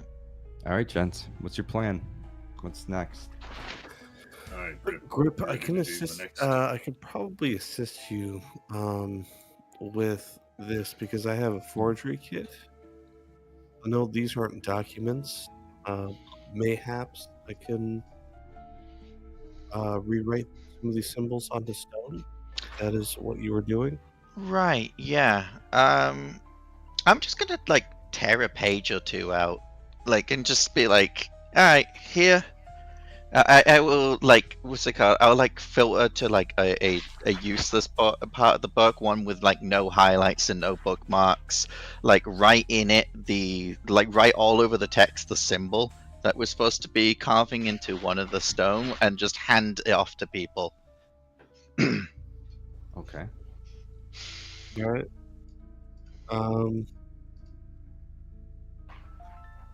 Cool. Well, Thank you. we should Rip. probably still stick together, though. Yeah, how are you gonna see what you're doing? I will figure that out. I will take out one of my daggers and use That it sounds like as, that sounds like a it's future grip problem. Uh-huh. Say again, Fargrim. I will use my dagger as a as light as I try to look up at the stone. Remind me on what kind of light that. What does it say for the light that it projects? Is it like 10 dim or something like that? Let's see here. I'm sure it's probably. Will you hold this weapon drawn and create a 10-foot emanation? Emanation. From you. Yeah. Emanation. That just grants advantage on saving Yeah, throws and magic yeah. effects. It doesn't actually grant light. Right. Oh, see, I thought that these granted light. It really Oh, worked okay. towards my narrative. You can add that. I to will yourself. grant you 10 dim, if that makes sense for what we've been Nah, saying. dude, don't worry about it. You're gonna have mean, to it does squint make if you're gonna sense. do this. It does make sense. Yeah, that no it's shit. magical. It's a valid Keller reading. It's a lot of magical Yeah, I'm gonna. items, dude. I will Shit, like- request help. Actually, if he hands me his weapon, I can cast light because it is a cantrip. I can put light. So Okay. I'm going to target.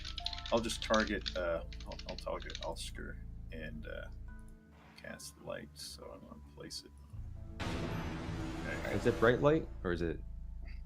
Doesn't matter. It's just a 20-foot sphere of light. There. 20. It should be on him now. Hey, did it take it off of me? It took it off of me, didn't it? Oh, can you only do one at a time? Shouldn't. It feels like not the right thing. Yeah, it dismisses the previous one if you cast it again. Does it? Oh, yep, sure does. Yep, spell ends if you cast it again and dismiss it. Okay, no, shoot. Well, I can see, but I don't think that Grip can see. So, You have your Warhammer. that's true.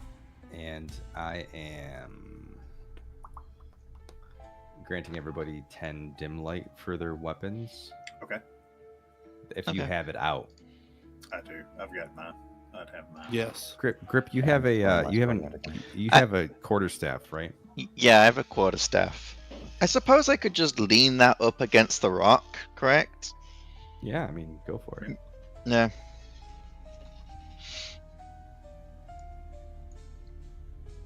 Avask, I know you have your sheet, but I'm gonna do it now so that I don't forget. Okay. I'm pulling it out anyway if we're starting. Okay.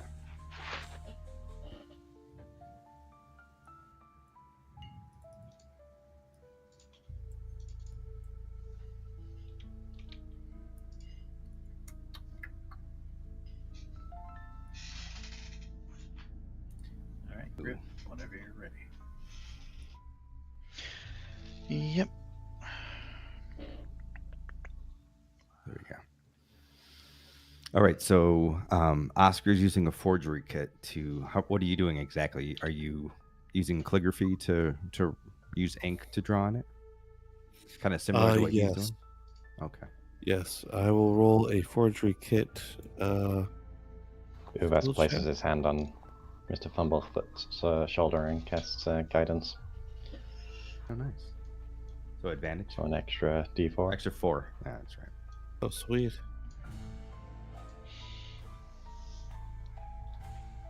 What's the DC for that? For the forgery kit. What do you mean? You're rolling a forgery kit check. Oh, is this for me to determine? Yes. Yeah. Oh, okay. So in Yeah, full, I rolled a 19. Okay. 19 is great. So did you guys talk about which ones you're gonna do, or did he only give you one? I only gave him one because he said he wanted to, because I assumed that we were going to split up in pairs of 2. So we only needed one extra for now. Sure. Yeah. Okay. All right. So as you both are, drawing your various runes, like the same thing, much to what you probably were expecting. You start to hear this growl, and once again, the whispers start moving towards you in the darkness, or even so dark that I can't see them. Just voicing an out of character question I have to myself more than anyone else. Are we completing a ritual here or stopping it? I believe this is a binding ritual. Okay. So we're preventing the ancient shadow demon from accessing this realm. At least that's according to Cedric's notes. Yeah, the I believe is doing quite a lot of heavy lifting. Yes. In that sentence. Hey, if we release it, we just kill it. It's not a big deal. That's right. That's right. Yeah. Make it manifest. That way we can kill it. Yeah, exactly. Otherwise, what's going to happen? 100 years from now, it goes again, and then, another adventure crew's got to deal with this? No, just kill it. Exactly. Yeah, I mean, sure. I like the Makes logic. sense. So as you hear these whispers begin to emerge, once again you're greeted by there's so many. Hold on. You're greeted by all these shadows, sort of emerging from the darkness around you, sort of like barely visible in the light of your weapons. And again, once again, try to be initiated into this cult.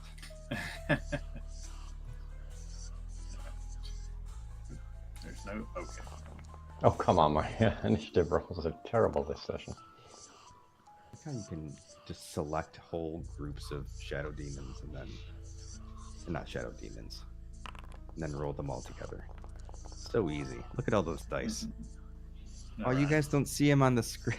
Yeah. That's well, no, disappointing. the dice now. Yeah. Ah, so many dice. That's- All right, I guess 'cause we it's are private. missing. Grip. Oh, that's me. Yep. Yeah. Do. And roll. Ah, 12. What if I don't want these guys to be grouped? Though? Is there anything I can do about that? I don't know. Why are there 2 grouped?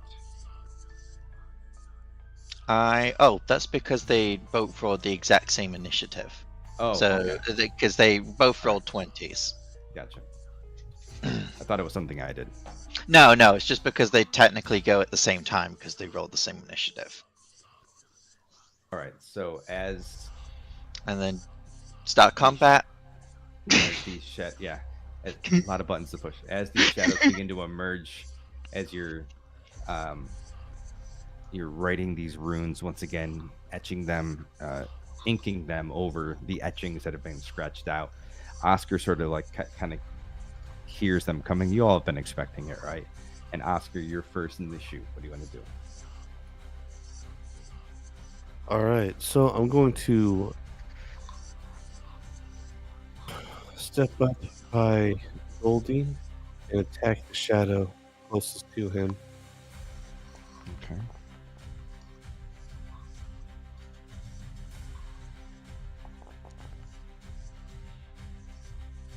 Or does 24 hit? 24 hits. If it doesn't hit, Right. it'll be red on the game log. Oh, that's cool as fuck. Yeah. 7 damage. All right, we'll apply that damage. So once again, taking your glowing daggers, you take a swipe, you cut it across the belly. It's sort of like part of it tears away and sort of goes off into the mist behind you. All right. Did you have extra damage from the magical weapon? That is then? my turn. Yeah, does it not roll automatically? You should Yeah, have. I have to add it as an extra situational. Oh, it's messed up. Why is that though? These are undead. I think it's because it doesn't always apply to everything. Mhm. You think it would red? Yeah, so you get to roll. Was it 2? 2d10 if it's the same as a 2d10? great sword. Yeah. Let me see. 2d10 radiant damage, which you should have been doing all along. I'm sorry. I didn't see that it wasn't happening automatically.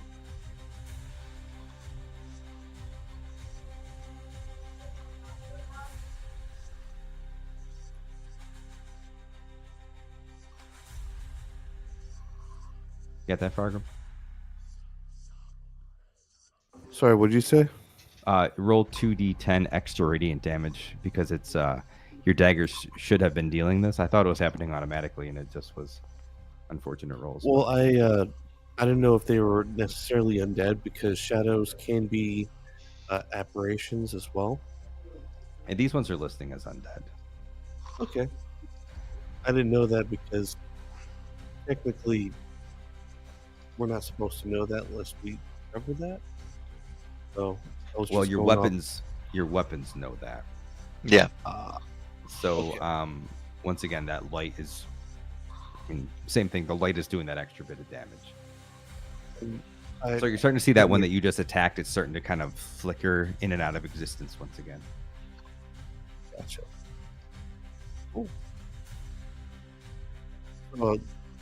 The 2d10s I rolled, I got a 3. That's Mhm. Yeah, I in just total. took it off manually.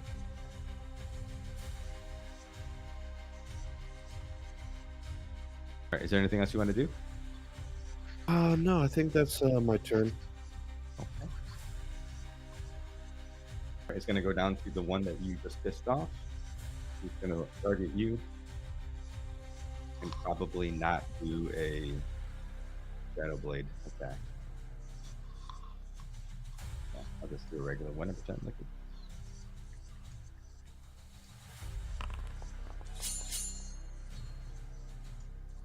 All right, 23 to hit.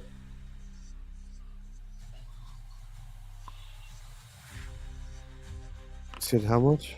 23 to hit. So it pulls out its dagger. It's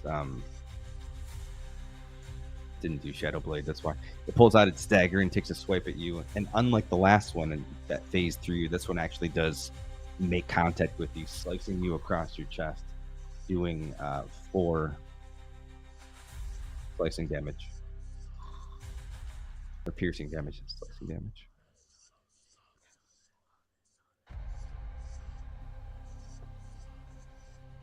Did it apply? Oh, it's I need that. I will. That applies automatically. Wait, did you just take 4 off your hit points? Yeah, Or is that- I didn't know it applied automatically. Yeah, Here, I just put it. I I put it gotcha. back.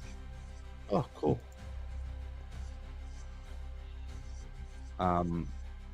It's gonna take it this opportunity to do to fade into the shadows, do shadow stuff. And that's the end of its turn. Now it's going to come to this guy over here, nearest Dolgan. He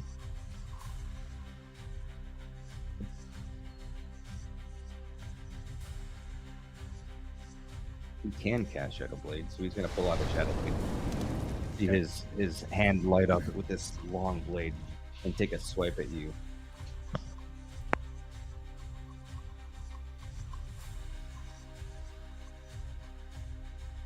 And then, of course, it takes another but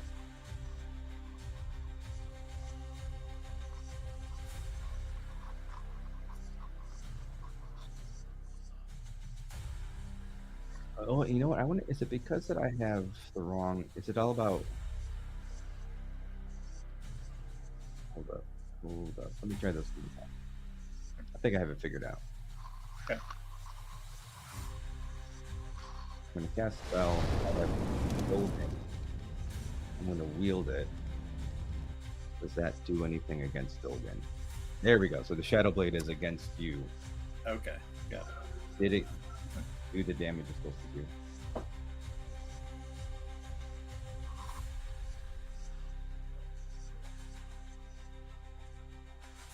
I mean, we can't confirm that because the rolls are private.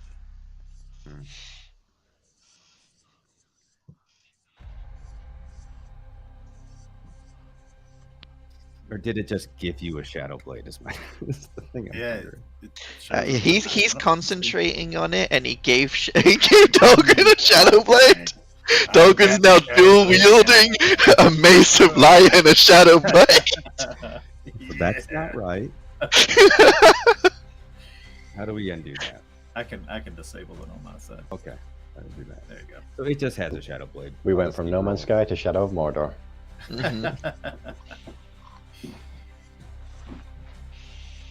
It could also be because you're not clicking through the turn order, maybe? Like, they're never casting things on their turn. It's still Oscar's what you're saying. turn on the Oh. actual, like, thing. You have to, like, Yeah. every time go through and Oh, I got you. confirm that they're ending their turns. Interesting. Okay. We're gonna figure this out by the end as well. For all the creatures. I'm going to remove It only took me to the third session to get to combat. the last session, right? Yeah, nope, still didn't do it. It's okay. I'm just going to attack. Does 15 hit? It does not. Okay. So it's swiping with its Shadow Blade. Got 20. It goes over your head or something fun like that. Okay. And then it's going to move on to this guy. Shield. Into. Who's also going to try to pull out a Shadow Blade for some unknown reason. He's on the other side of stuff. Yeah, I see. It puts the divider there because whoever's turn it is always central on the screen. Oh, that's interesting.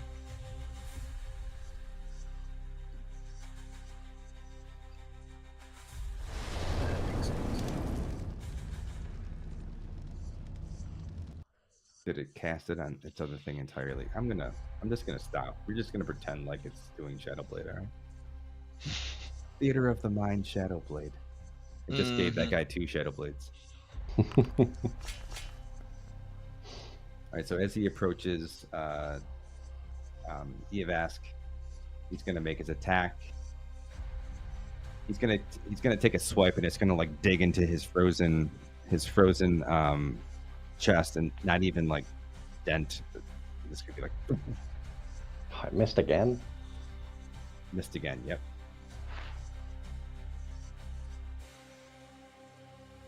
I have everybody. I gotta start untargeting people.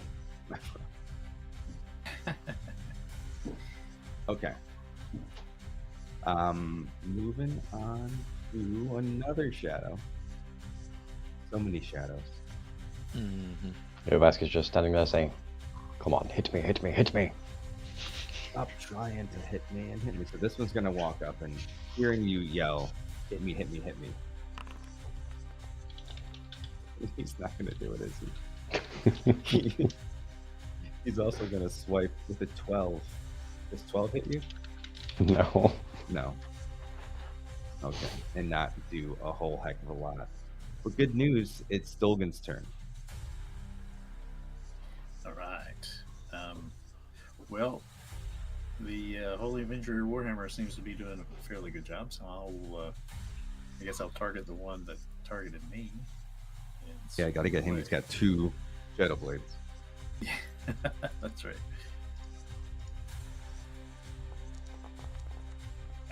That's probably gonna miss. 12? Oh no, 12 hits. hits. Excellent. Good damage too. Dang. So, Wow. totally in turn, as you bring this thing down, you once again hear this thing make this loud squealing noise as it just disintegrates, evaporates from existence. Love it. It's gone. All right. And no, I'm not gonna. I was thinking about putting Sanctuary on Grip, but I imagine Grip wants to cast some spells, so I'm not gonna do that. So I will end my turn. Okay.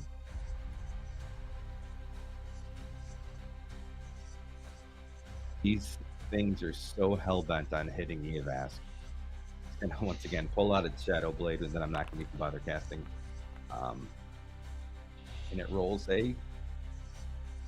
Oh, I didn't target you that time, but it rolls a 12. Still nothing. Still bounces off your icy exterior. This one is also going to Shadow Step, though. Shadow Stealth.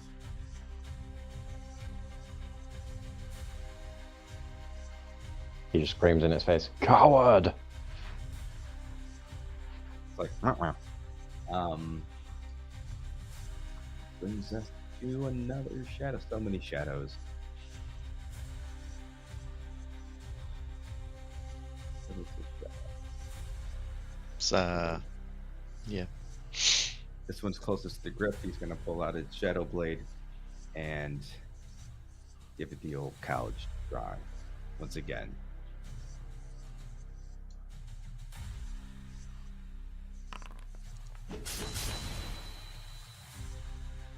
$15 does not hit. Nope. Grip does his little That ducking. that would have hit if I hadn't upped the big coat. Nice. No. Now it's But you. my AC is 17 now with Very Mage nice. Armor. You know what? Let's end this fight faster. Okay. I'm gonna go move here. And is this enough distance? This is only 65 feet. I could have gone here actually. There we go. Yeah, I move through from here to here. So if the guy who just attacked me, this one wants to make a tap off opportunity, he can try. He's gonna do it. He's gonna try. Will he succeed?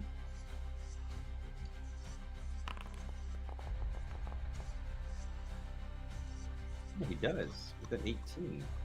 All right. Can't be targeted anymore, but let's roll damage for that. 4 damage. Oh, okay. Oh, I'm sorry. 6 damage. My mistake. Okay. Could you reveal that roll for me? The damage rolls.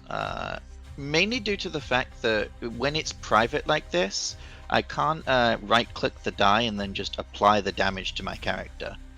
So, like this vicious dagger, I can just right-click the 6 while my character selected, hit apply damage, and then it removes 6 HP from my character. Which is I've been hitting apply as we go, but Yeah. So it's been so few and far between. Did Yeah, you apply yeah. Yet? Yeah, I applied it. Okay. Alright. And then I am just going to go ahead and use the Wand of Lightning Bolts once more. This Okay. time it should actually work. Very nice. Yep, cast spell. In this line right here, and hitting these three. And they need to make a DC save. Yep. Nice. DC 15. I just click it a bunch of times. Yeah, you can just click it a bunch of times, assuming they all have the same DC. Oh, did that was that for you actually? Did I just do it for you?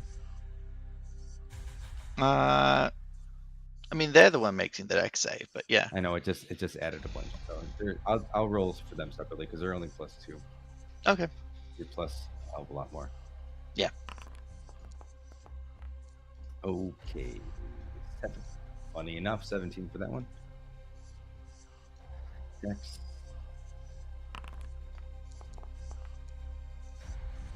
It is a 9 for that one, and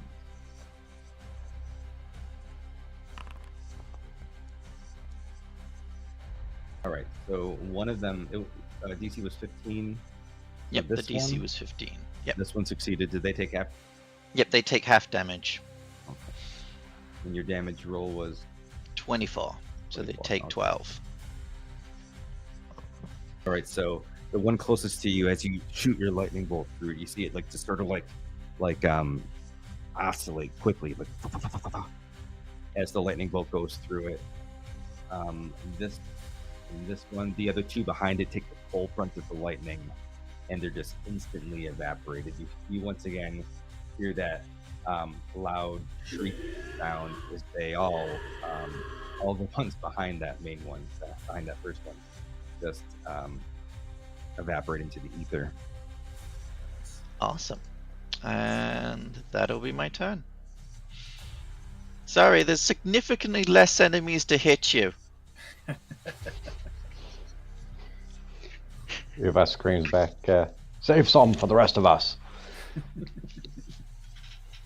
And swings his sword on the only one he can see.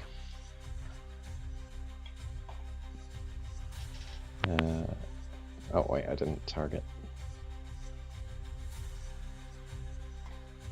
There we go.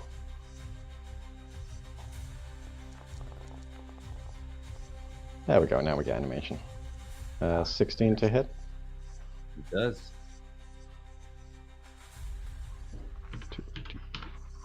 10.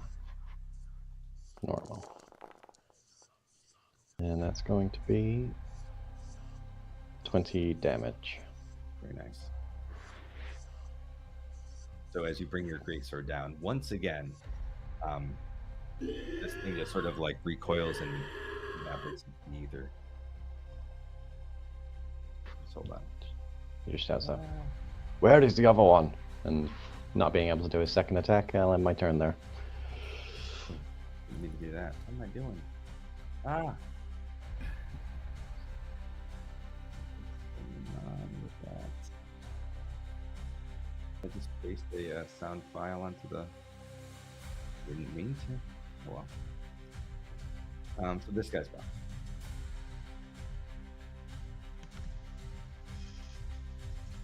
All right. So now it comes to up to Oscar. Don't forget to hit the end turn button, by the way.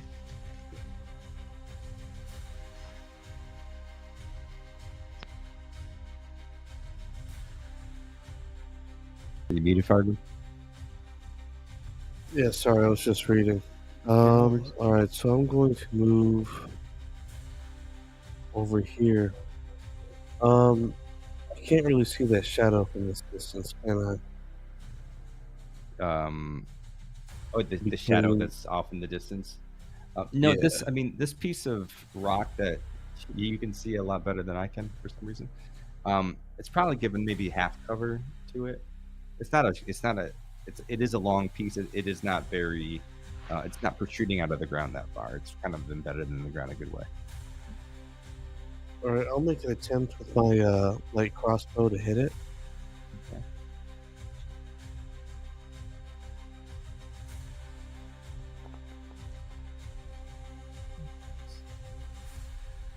So we 16. 16, and then they gain 2 or half cover. That doesn't really even matter because that's regardless. Okay. And what, And you're throwing your dagger? No, I'm shooting it with my crossbow. Oh, crossbow, my mistake. Plus your 9 damage. plus your extra damage. Yeah, for the Daymore. It's 2d10 extra, even though it really doesn't matter. Oh, that's enough. Sweet. So as you shoot your crossbow out, you just see this bolt, this stream of light follows behind the bolt because of the type of damage you're getting. It's this radiant light just flies across the battlefield and just pings this thing in the back of the head as it's focused on Dolgan. And you just see it, like, with that, it just sort of falls, and as it falls, the entirety of its being just disintegrates into like a misty swirl. Excellent. Gone.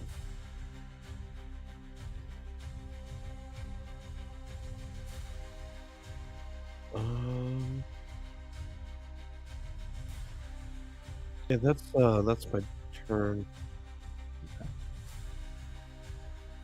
All right, so this guy here, is he? He steps out of the shadows and walks to you, Oscar. You can see this figure sort of like flickering, like sort of stuttering as he walks, stuttering in and out of existence. And he's gonna take his dagger out and try to take a swing at you as well. Keep zooming out too far.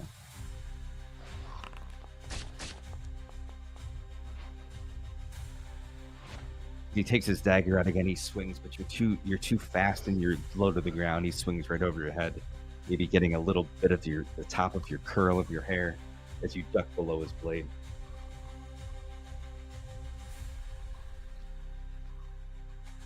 Which brings us back to Dolgan. Oh, okay. All right. I will move towards this shadow. Okay. And bring down the hammer. Oh, nice. Okay. Very nice. And good damage too.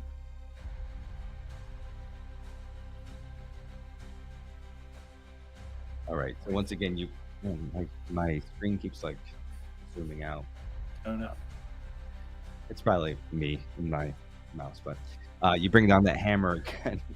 You're just crushing heads. You're playing whack-a-mole with these things. Yeah. You hear the same shriek that you've been hearing as it just again swirls out of existence. As All right. as Coldard says in the chat, stuttering out of existence, the boundaries between realities are breaking again. Totally No Man's Sky thing. Oh yeah. I love it. I love it. It is a phantom of the fade, so to speak. Getting ahead of ourselves. I'll spin around as. And has anyone been hit? Don't let them touch you.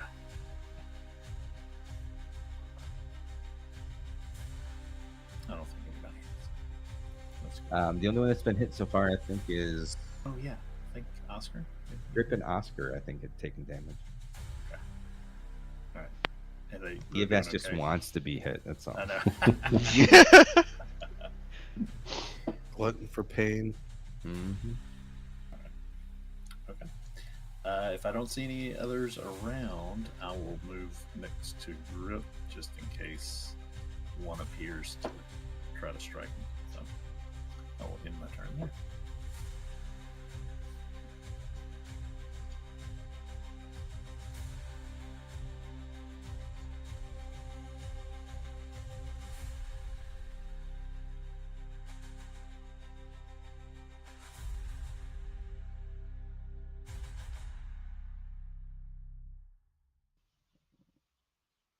Okay.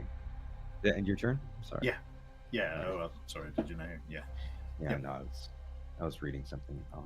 All right. No So problem. Yeah, I just moved up next to Grip just in case one comes out of the shadows. Shadows coming out of the shadows. So as the next shadow emerges from the darkness, it comes up to Eavas, drawing its dagger once again. Its little shadowed fingers crossed.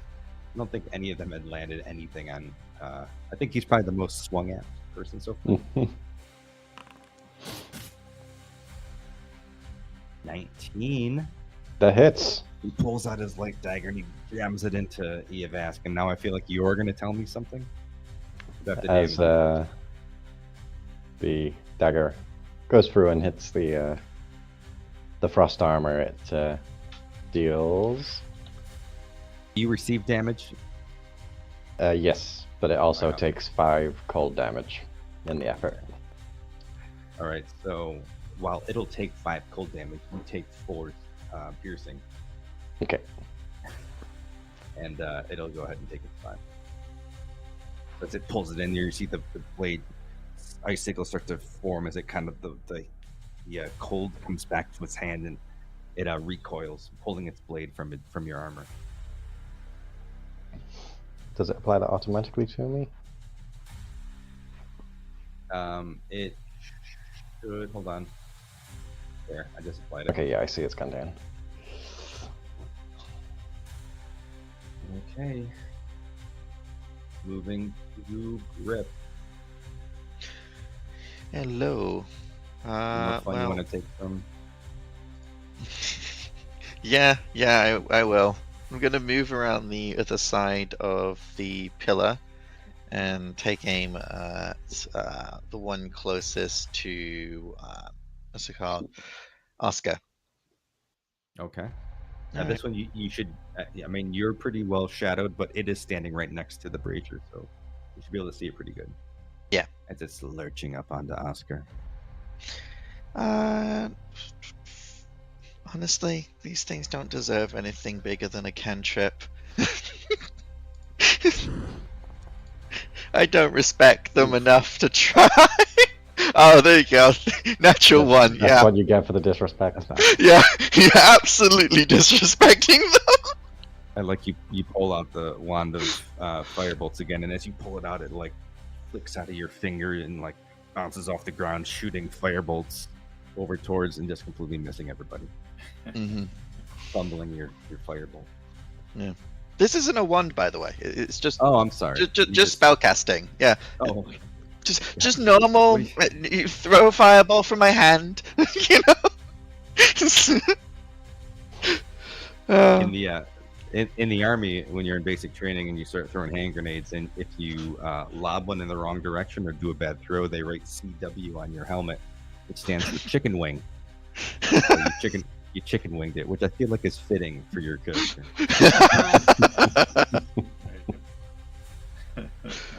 Okay, anything else you want to do? No, that's my turn. Okay. Go hit On- them, you've asked. See, he tried to steal it from you, you've asked. Right, you. Uvask, after getting his like, yes! And answers it with his own swing.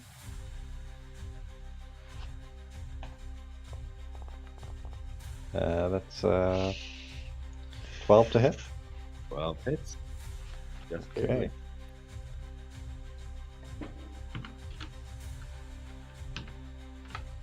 And that will do 31 damage. So as you bring out your great sword again, it lights up with daylight as you swing it across this thing, and it just cuts it in half. The top half dissipates into the ether. The bottom half just melts into the ground as the shadow is no more. Let's out as he charges forward and throws his second swing at the other one. Oh, I forgot there is another one. I was just about to end combat. It's okay. I don't think there's going to be another one for long. It's a 19 to hit, which I assume hits. It does. Finish him. And let me know how you're gonna finish him. Well, we don't know what the Thinking roll of is yet. myself. 25. I assume 10 of that is radiant. Okay. Yeah. So you completely decimate him. How do you want to end the round? I'm gonna go for a kick and try and kick him in the air and then just slash him on the way down. Very nice. You punt him in a very peculiar way. You see him sort of like hitting right in the gut as his whole body kind of goes up, and as he's up, he slashed him across the way, and again he just like cut in half, and just swirling shadows just evaporate into nothing as this light of your sword pierces his body. Well done. And making sure it's for real this time. And that's it. All of the shadows have been defeated. Well, until we light 2 more of those things up. Well done. Okay. Ah, All right. If I shouts out into the room, is that all of them? I think so. So far.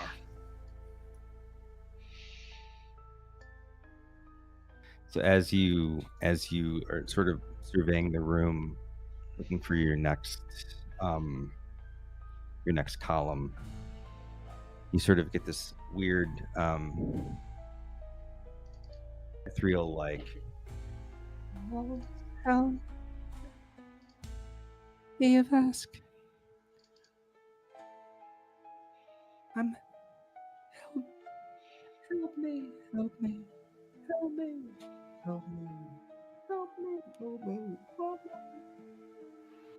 I'm right here. Would you help me, please? Help me. Help me.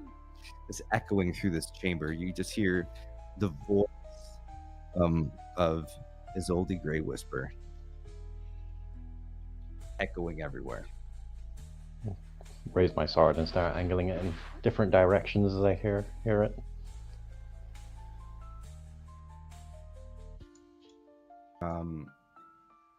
Roll a perception. Eva.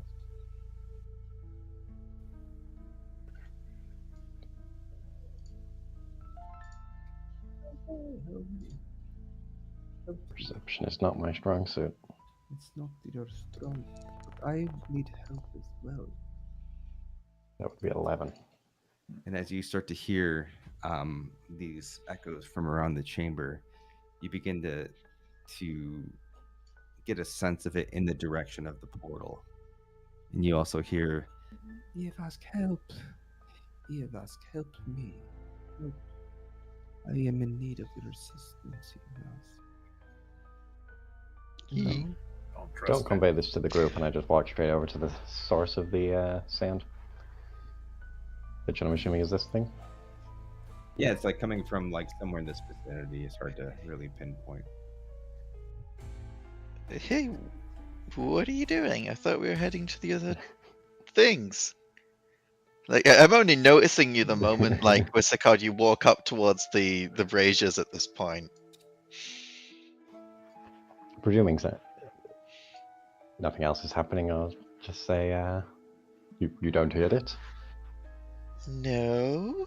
I'll let the party members know that I found what might be the last one.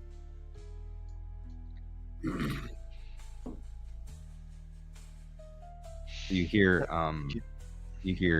Oscar shouting in the darkness, sort of seeing this sort of dim light of his blade off in the distance as he's sort of shouting over to you to get your attention. There's one more down here.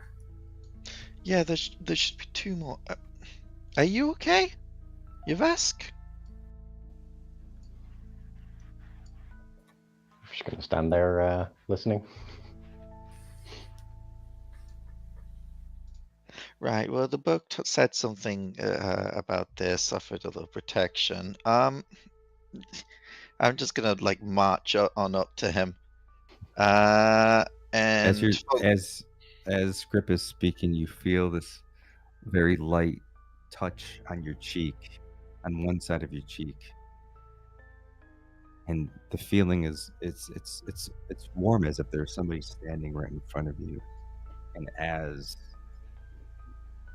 you sort of notice this, a form begins to take shape, a shadowed form swirling as you hear this, Evask, help me, Evask, in the form of Isolde Grey Whisper appears before you.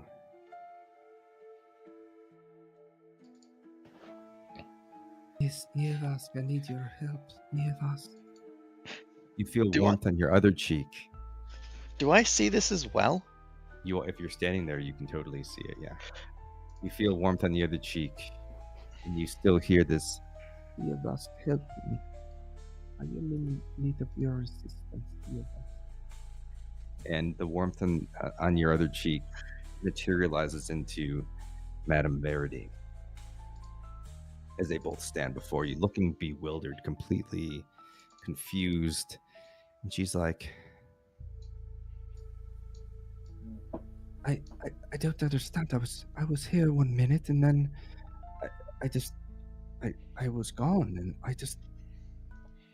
Evask, what's going on? What's happening here? She looks sort of panicked and a little bit scared. Uvask opens his mouth to speak, completely dumbfounded, and just like slack-jawed turns around to the detective. This is clearly an illusion. Possibly signs of possession. Here we go. Hold on. He like quickly fumbles through the Shadow Veil context until it comes to the page on a spellcasting ritual, and I'm just going to immediately cast it on you. I'm going to go ahead and cast Protection from Good and Evil on Javask for... oh, hold on. Didn't target you. My bad. There we go. Let's try this again. There we go. Cool. So you're now... so this is a concentration spell. It gives you advantage on frightened and charm effects, and more importantly, prevents you from, it helps certainly against mind control and whatever the hell this is. So the way that I'm reading it is that I lost my. Oh, here it is. Creatures that are aberrations, celestials, elementals, fae, fiends, or the undead have disadvantage on attack rolls against you. Can't be possessed, or the target also can't be possessed or gain the charmed or frightened conditions. Okay. Gotcha. And I guess both of these characters are technically fae, right? Somewhat. I would assume they're either that Shadow or guys. undead or fiends or any kind, really. I mean, we don't know what they are. If we're assuming that if the assumption is made that they are their characters. Shadow Kai count as fae, right? Yeah. Or, I think so. Dark elves, kind of. Yeah. Yeah, the same as Eladrin, but just different realm. Yeah. Okay. They're both standing there bewildered. Freddy is like you've asked what is the meaning of this? We were just in the ballroom and Isolde, what are you doing here? I do not understand what magics have brought us down to this level. Yvash says, I don't know. We were completing the binding ritual. The binding ritual, you found it. I believe so. But what are you binding? I thought the ritual was complete. Cedric is dead. Slackjaw turned around to the detective again.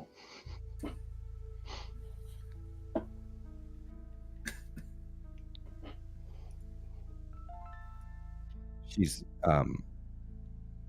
Madame Veretti is sort of looking over at Goldie, saying, "You, witch, you did this."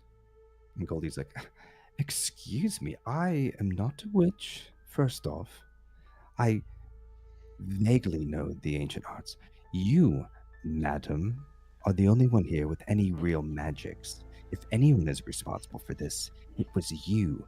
No, I am not one to move around in the darkness. I am Shatterkite. I am the first one they would suspect. Well, I have a name to uphold. I wouldn't be risking my livelihood, my family's name for any of this nonsense. Now, ladies, let's not get into rash arguments.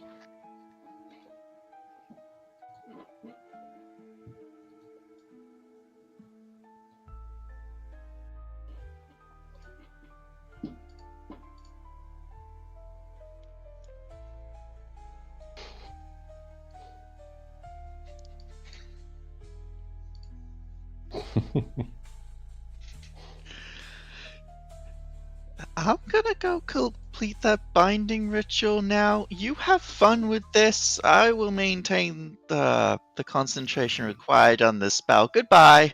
I'm not getting involved in whatever the hell this lover's spat is. But Mr. Grip, why do you even need a binding ritual? The last of the Vaymars is dead, and nothing has come through this portal. Yeah, about that. I sort of had you can very clear see she's not acting on her. Maybe I should have cast the anti-possession on her. The anti-possession on whom exactly, Mr. Grip? Excuse me, Isolde? Dr. Grip. Thank you. Thank you for respecting my doctorate. You're welcome.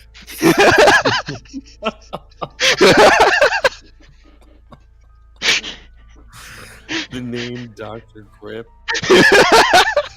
Jesus Christ. Sorry.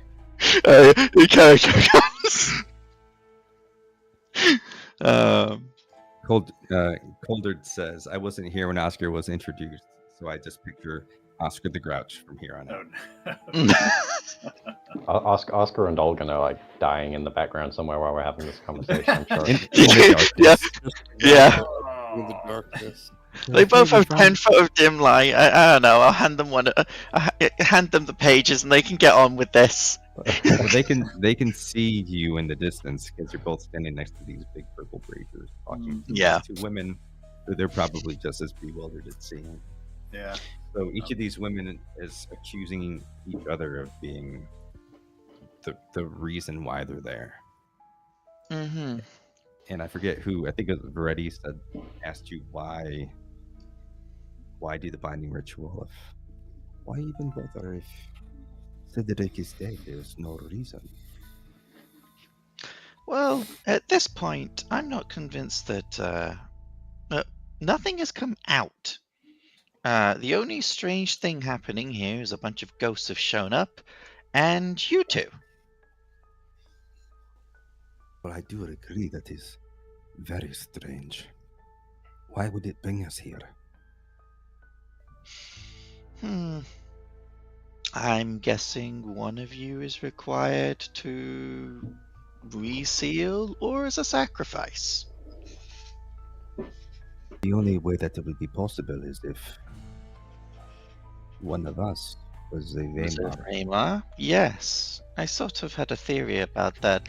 Isolde has spent quite a lot of time here, and there are rumors that, Cedric's true father, or was it grandfather? It doesn't matter. There were rumors that he was unfaithful. While you're speaking, you just see Madame Veretti reach behind her, pull out an obsidian dagger that's a twin of the one you saw in the library, and stab Isolde. Eva says, "Oh, come on." Really? It was you? Okay. She reaches out and bam, right in. Well, she stabs her without looking, so maybe it's not so precise. So we'll go ahead and take off. We'll take off.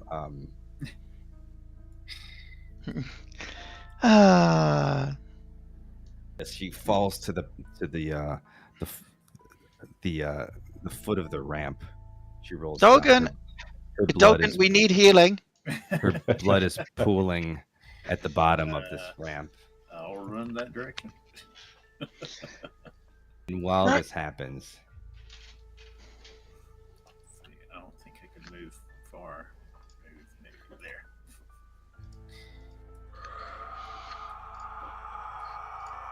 Great.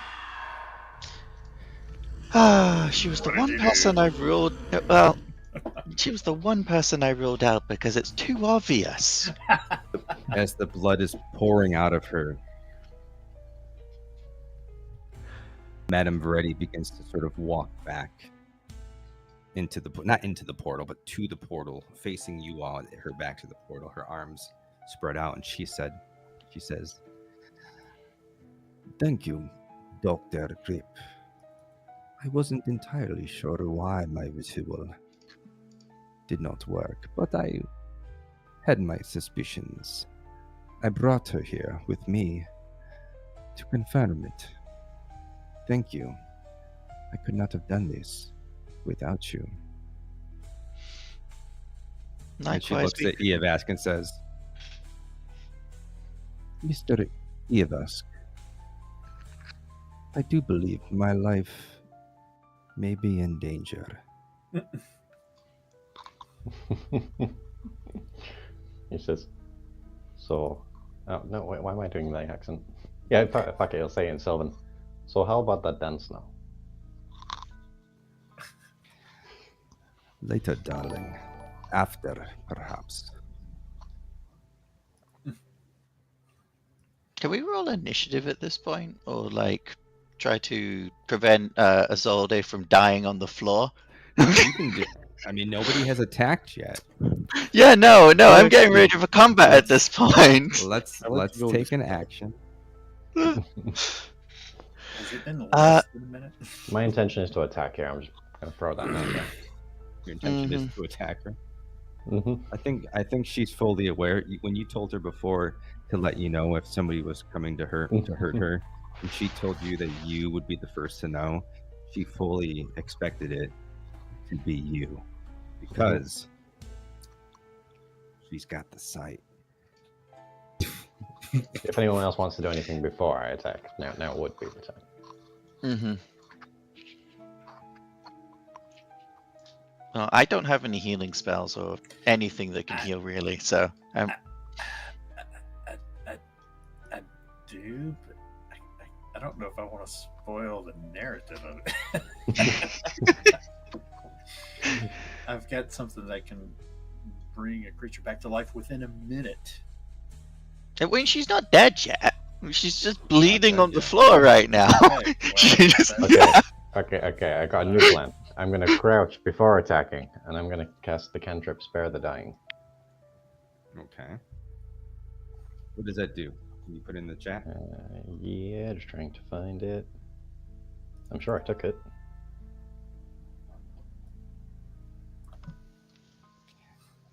Did Oscar say stereotypes because it was Shatter Kai? Yeah. We were all saying it can't be her. It's too obvious to be her. Yeah, no, before the session, we were all talking about this. We're like, no way it can be her. Oh, nice. And she even said that herself a few times. So as you all are there spinning your wheels trying to decide what to do, you start to see this very large shadowy form begin to take shape at the portal. All of these dark tendrils that are sort of coming out of this portal start to intertwine, making this very large, if not huge, form.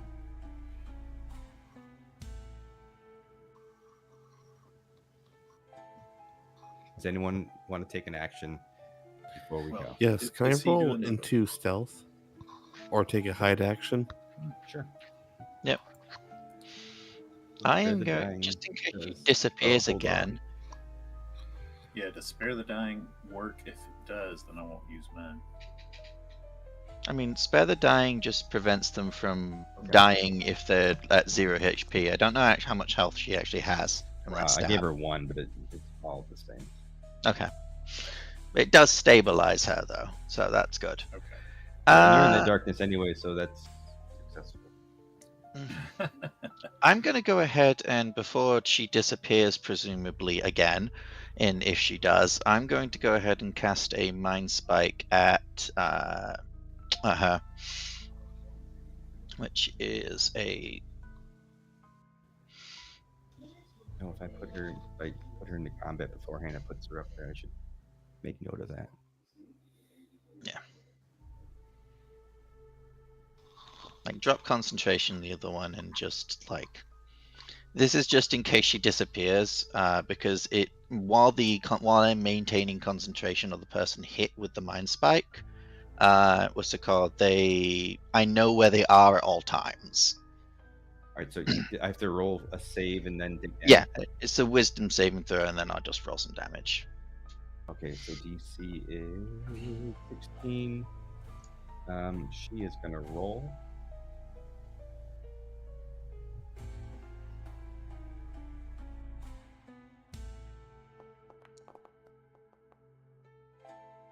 That's She good. got a 14.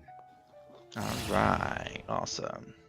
She takes Only 9 points of damage, but so as she's standing up top, she sort of feels this bolt hit her mind like a shock, and she recoils back. She says, "I see. I always expected it to come to this." And Let's roll, fellas. Okay. I was going to cure wounds on something. And granting her 11 health. Yeah. So she starts to, as you can, there's been a lot of blood coming out of her now. She got her sort of in the right side, the patient right, mind you, her own right side. Lots of blood is spilled out. She starts breathing normally again. Calderon says, "Have you tried turning her on and off again?" She starts to breathe normally again. Her lung has collapsed. She's starting to take fuller breaths, and she's looking at Eovask like, "Help me!" And she starts to reach towards you as she's pulling herself away from the portal, leaving this long trail of blood. What was that roll for? Initiative. Yeah. You guys sure you don't want to be initiated into a cult? Well, it depends on who wins here. So. Mm-hmm. I mean, Uwesk as a privateer, he's kind of impressed by this lady's plan. I'm impressed that we all managed to roll 12s for initiative, except for Yuvask. Oh, Oh, goodness. That's the third one I rolled this session for a initiative, right? Yeah, I think so. third 4. Do Do you still want me to roll initiative even though I'm in stealth?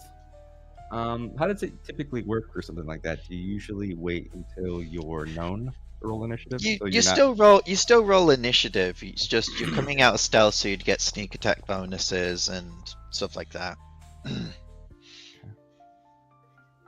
Also, don't forget that the rogue can go stealth as a bonus action, so you can be using your bonus action to go stealth, and then use your action to actually get the sneak attack bonus.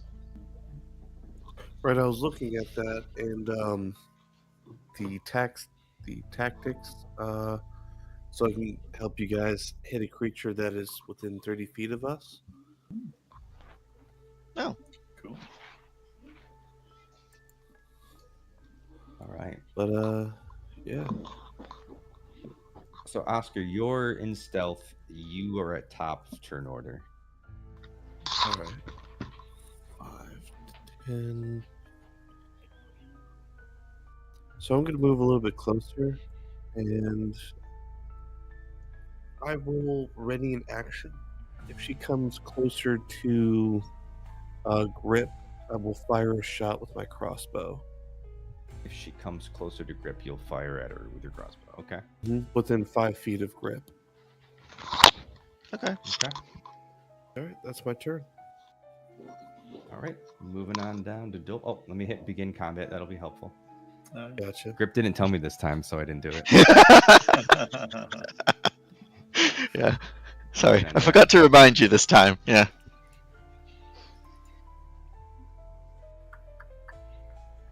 Hmm.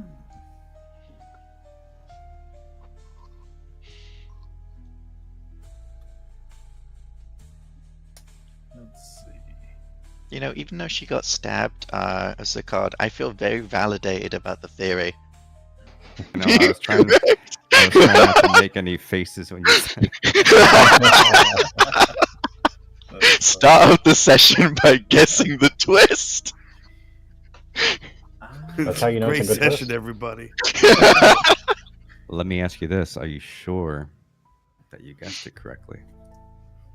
I mean, yeah, at this point, yes. I'm going to cast Sanctuary as bonus action. Cast Sanctuary onto Soldi. Okay. And then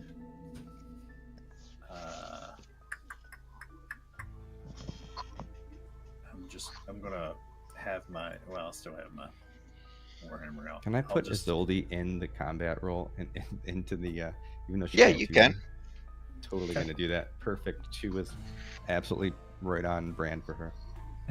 Dead last. I'm gonna just radiant action in case any baddie comes within. Actually, I'll move up here. Any baddie comes within 5 feet of her, or well, yeah, like there. I'll swing. So Okay. that's all. All right. So you're ready to action in case anyone comes within 5 feet of you in any direction. Yes. All right. Moving on down to Dr. Grip. Mm-hmm. Carrying on theme with the. Wait, hold on. Oh, I had the wrong music playing. oh, There we go. Okay.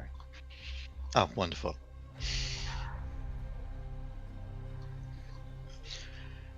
I'm not really sure what she's going to do, but you know what? What if I just shot her? So that would be, you know, probably be the good best course of action. I move a little further away over here, and I'm going to keep on theme with the mind spike and keep assaulting her mind with a mind sliver spell.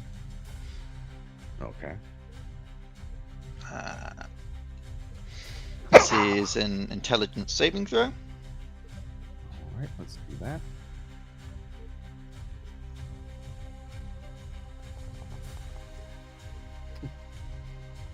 Okay, unfortunate, but you know, Fortunate for her. Yeah.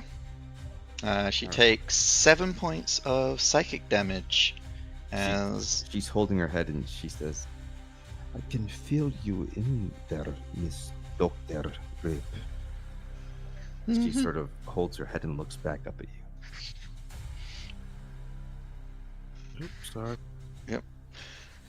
And during the next saving throw that what's the card it makes before the end of my next turn, it has to roll a d4. She has to roll a d4 and subtract that result from.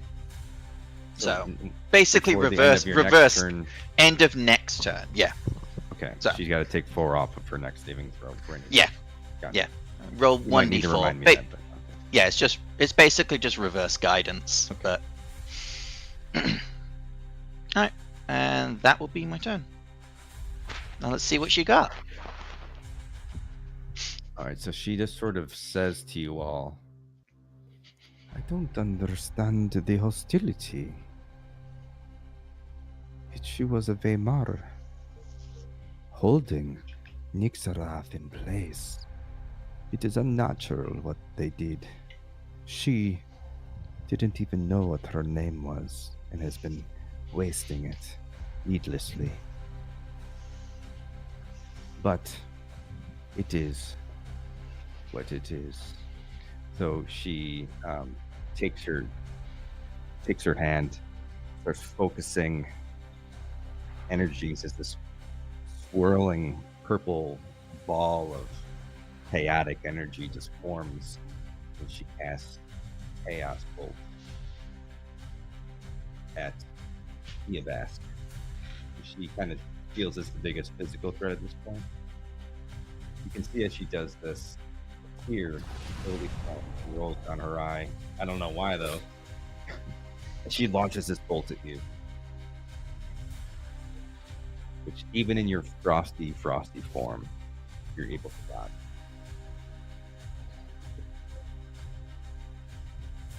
She says,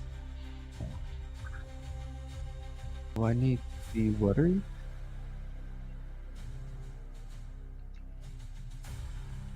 And I think that might. Yeah, I think that kind of does it for that. She is going to sort of move off to the side a little bit and into the darkness.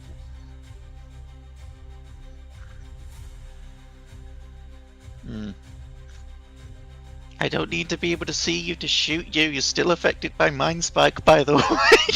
I'm just moving around as Oscar's trying to get a measurement. Oscar's measuring the distance. Don't worry about it. Yeah. You gotta plan your next course of action. I get it. You don't need to know what I'm doing. All right, on to Eobask. Okay. He responds with, whilst I admire your plan, I may have even joined you had I not taken a job. And he charges after her. 1, 2, 3, 4, yeah. And he's going to take a mighty swing.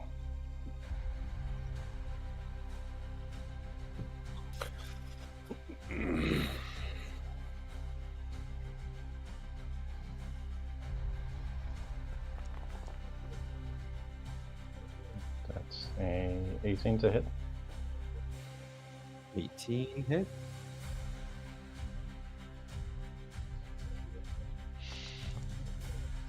And that will give us 11 damage. As you swing your blade, you see her like sort of produce these sort of like chaos. It's energy just kind of forming on her hand as she's trying to block the attacks with it, but she's unable to. She takes the damage.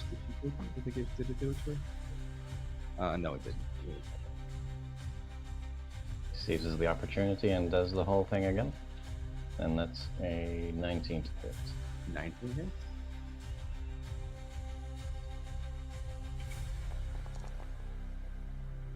And that is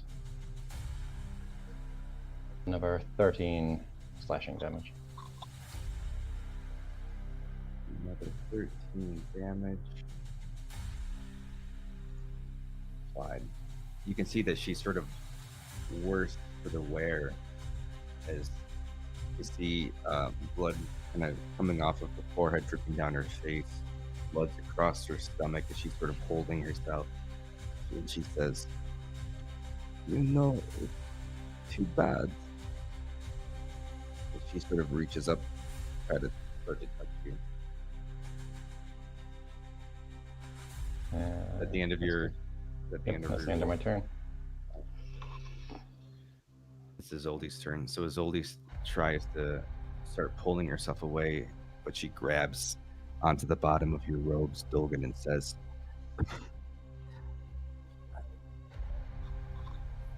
"Father, I do think it's prudent that you finish the ritual." And then she sort of like passes out. Not that. Just it was a lot. It took a lot of power, a lot of energy to do that. Oh, that was muted. All right. So as we get to the top of turn order, you once again hear this loud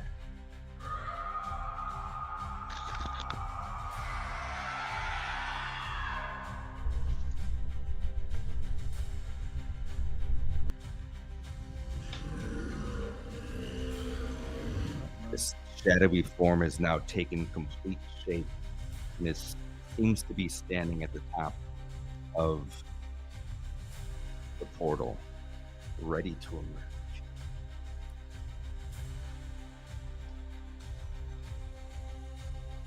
And it's on to you, Oscar. All right.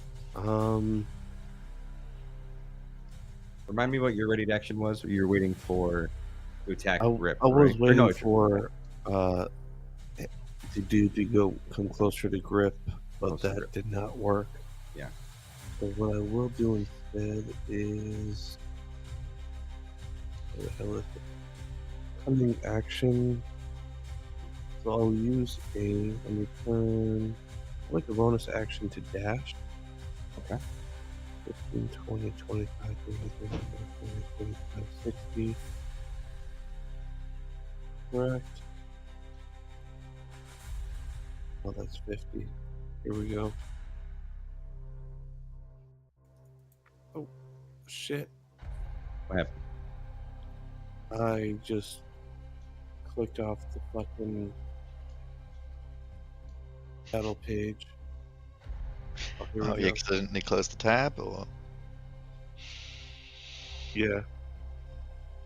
Alright, so from here, I'm going to sneak attack shot with my crossbow.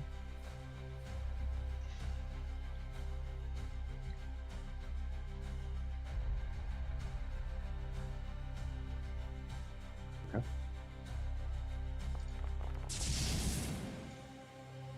Wait a second.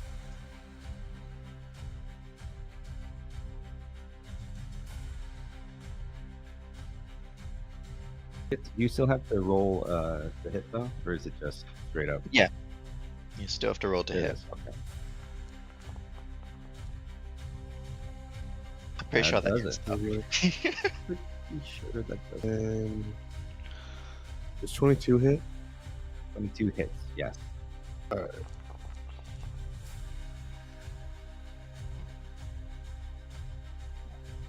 So that would be 24 damage. Sneak attack. 24 damage. Mm-hmm. All right. So can I apply this? I guess I don't really need to apply it. Bam, and then bam. So as you launch your these bolts, you can just sort of see out of the darkness. She can't see anything. She's sort of barely hanging on, and you see these like little bleeps of light, flashes of light out of the darkness. Pop, pop, pop. Just sort of like stick into her body one after another, and she just sort of recoils. And she reaches out and she grabs onto Eavas and is holding him as she sort of looks up at him and says, "We will meet again, large one," and falls dead to the ground.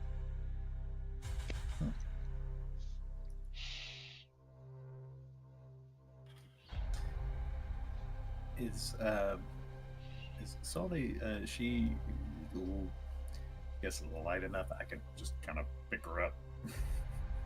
You could do a strength check if you Alright. can grab her.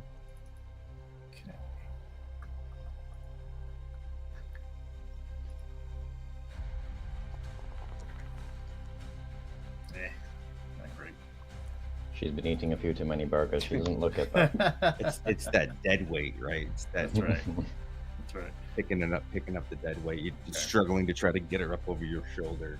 Okay. But once again, as you do this, as you're struggling, suddenly from the portal, you notice this figure begin to emerge. One that has been trying to emerge the entire time, letting out one final shriek.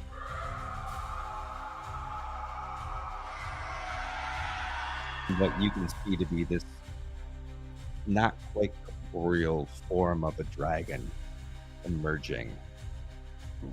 And you just hear this sound that says,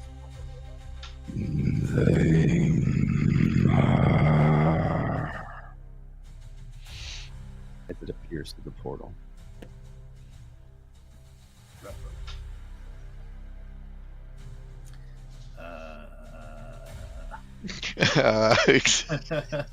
We need to finish the ritual. Yes. I could will- work on the ritual if you just keep Azordi safe. That's We're kinda what I still was- going to need her alive. Yeah. Can I position her like behind me? Yeah. Yeah. Yeah. Okay. You Alright, can I'll move, try to- her just like, you know. And she still should have the sanctuary upon her. So Yeah. so I'll do that and say, Grip, go finish the ritual. I'll protect her as long as I can. Right. On to you, Dr. Grip. Yep.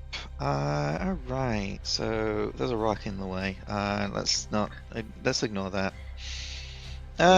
Everything is like very shattered and barely sticking out of the ground still. Anything that is there isn't really that much of a obstacle to overcome. Okay. Nor does it give that much cover. All right. So if I just walked like in a straight diagonal, like over here, then nothing I wouldn't have to walk around anything, or No, you'd be okay.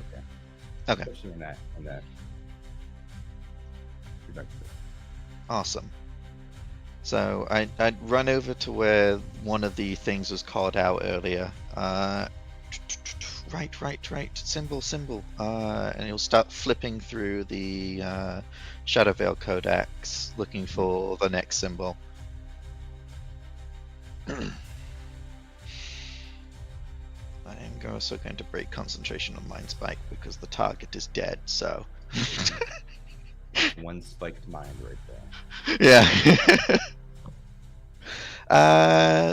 What kind of action would this be in combat? For describing it? For scribing one of the ritual symbols onto the stone. I would feel like it would be a full action because you're like you're flipping through the book, and then scrolling this on a filler. All right. In that case, I'm just going to use my action on that then. All right. I thought there would maybe be a check behind it or something. I just wanted to confirm. Nope. I think just based on how we've been doing it up to this point already. Okay. Completely fine. However, that said, you do. That said, the ghosts are still going to arrive, aren't they?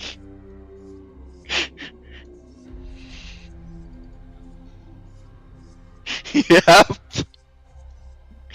Yep. Well, you see, I may be surrounded, but I still have a bonus action. Indeed. I'm not stuck in here with you. You're stuck in here with me. Mm-hmm. That's right. With my bonus action, I'm going to go ahead and cast a Misty Step. Okay. Moving right over, what's it called? A bit further away, like over here. I'm not sure why it gives you an AoE. I don't need that. Oh, because it can do that. Very cool. Actually move my token. Yeah. That's a really cool effect. Very nice. Oh, I didn't notice that when I tried to do it earlier.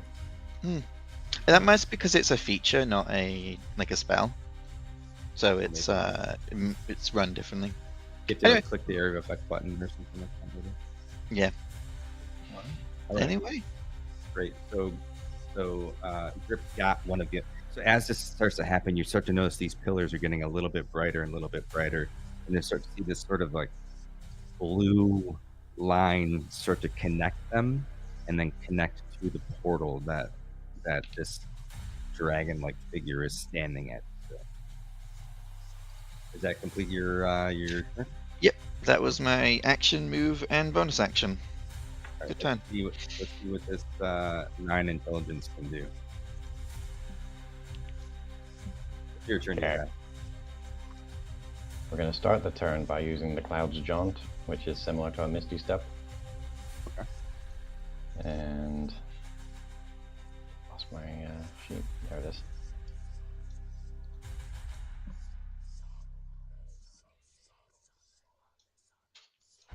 Do you do anything cool? Does it trigger it? Just acts as a Misty Step, but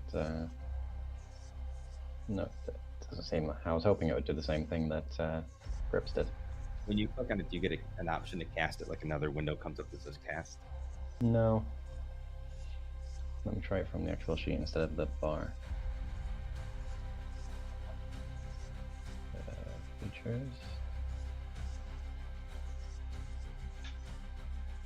No, it just posts it. Okay, I'll just manually do it. 1, 2, 6. So there. And then I will dash. Right.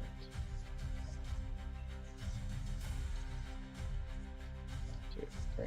I can make it from the dash all the way over to the final obelisk, and that'll be my turn. Okay. Isolde is still unconscious behind Logan. Yeah. I'm sure there's an unconscious token. I just don't see it. There's a good question. Concentrating. It doesn't really matter. Okay. Anyway, so she's gonna go back to the top of the turn order, which is going to be Nixarath, this entity coming out of the way. So it's going to start turning its shadowed head around and automatically see the last Vaymar lying on the ground and Dolgan protecting her. That's right. So he's going to.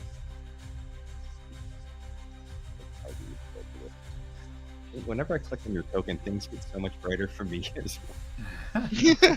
That's not how that's supposed to work, is it?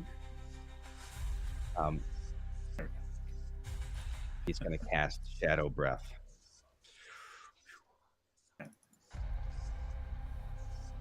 I will. Can I use? I think I can use that ability, the shield. As a reaction? As a reaction, yeah. Yeah, makes a saving. Yeah, so if within 5 feet is targeted by an attack or makes a saving throw against an area effect, so I can use that. So it just automatically takes away the attack. Yeah. Yeah. Well, at least in that small radius, I don't know. I don't think anybody else is in the area of effect. I don't know. But it'd be within that 5 foot, within 5 foot of feet. So, yeah.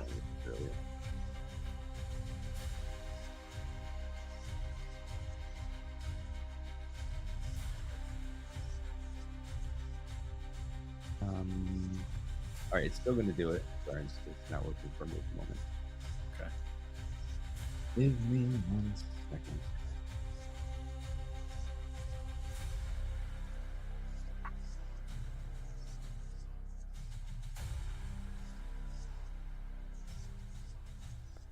Here we go. Sorry. I needed to.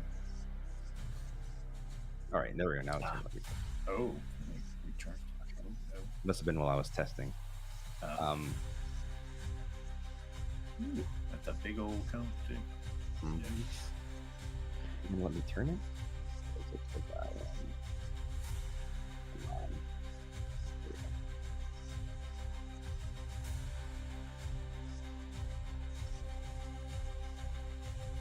How do I turn it? How do I rotate it? You can rotate it with the middle mouse button by scrolling up and down while selecting moving the base of it. And you can also, I believe, click the little dot at the very, very edge of the cone and move it that way. Oh, let's try that. That one's not working. I think that's how I did it. Come on. This is selected. Bam. Is it? Is the base? Yeah.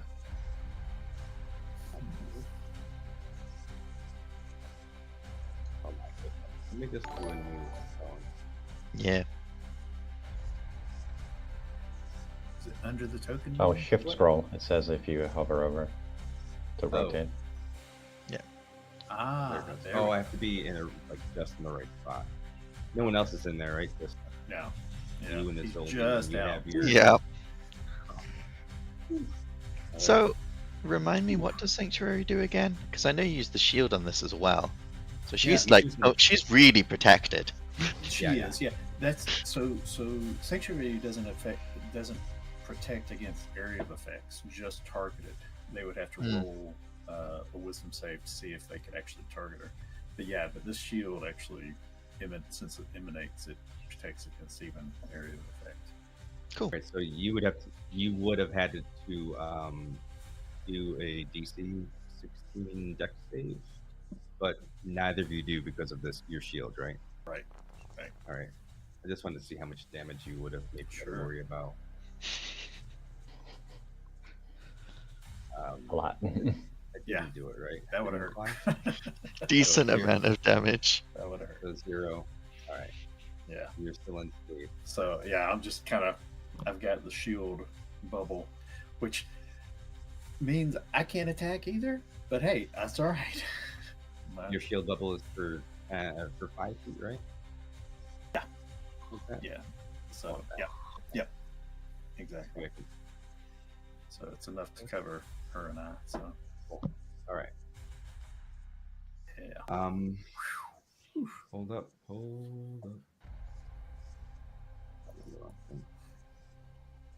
That would have looked really cool if anyone could see it, because it wasn't just shadow. True. That's all right. Uh-huh. And then it's going to use shadow spell. For the bonus action. Oh god, an invisible dragon. Oh no. You just see this large form just sort of dissipate and swirl into the nothingness in front of you. It's gone invisible. Watch yourselves. As it moves on down. Oh, actually, hold on. I should have rolled these things last. Oh yeah, My bad. the ghosts that I summoned are still there. Yeah, Yeah, it's forgot- okay. They forgot were all struck by the giant ghost dragon. Oh, they were still that you would have seen that. They Yeah. were there. But I'll defer to Oscar just because I forgot. So Oscar, it's your turn. All right. Well, this is fun.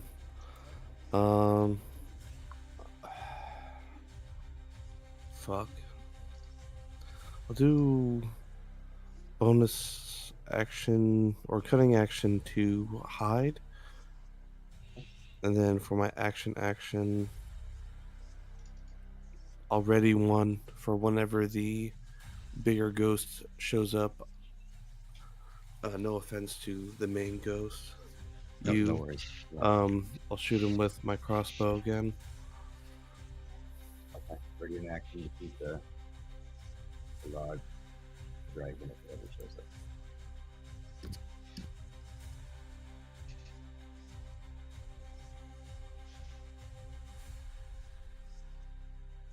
All right, on to this guy. All right, he's just going to start moving toward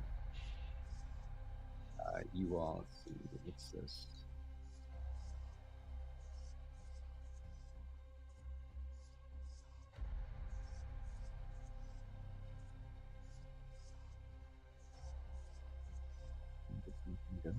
Make him go. Is he not there? He's there. Oh, I'm on the wrong thing. Oh, all right.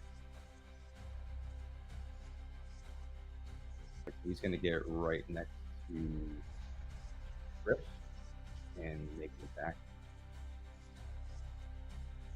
with his knife.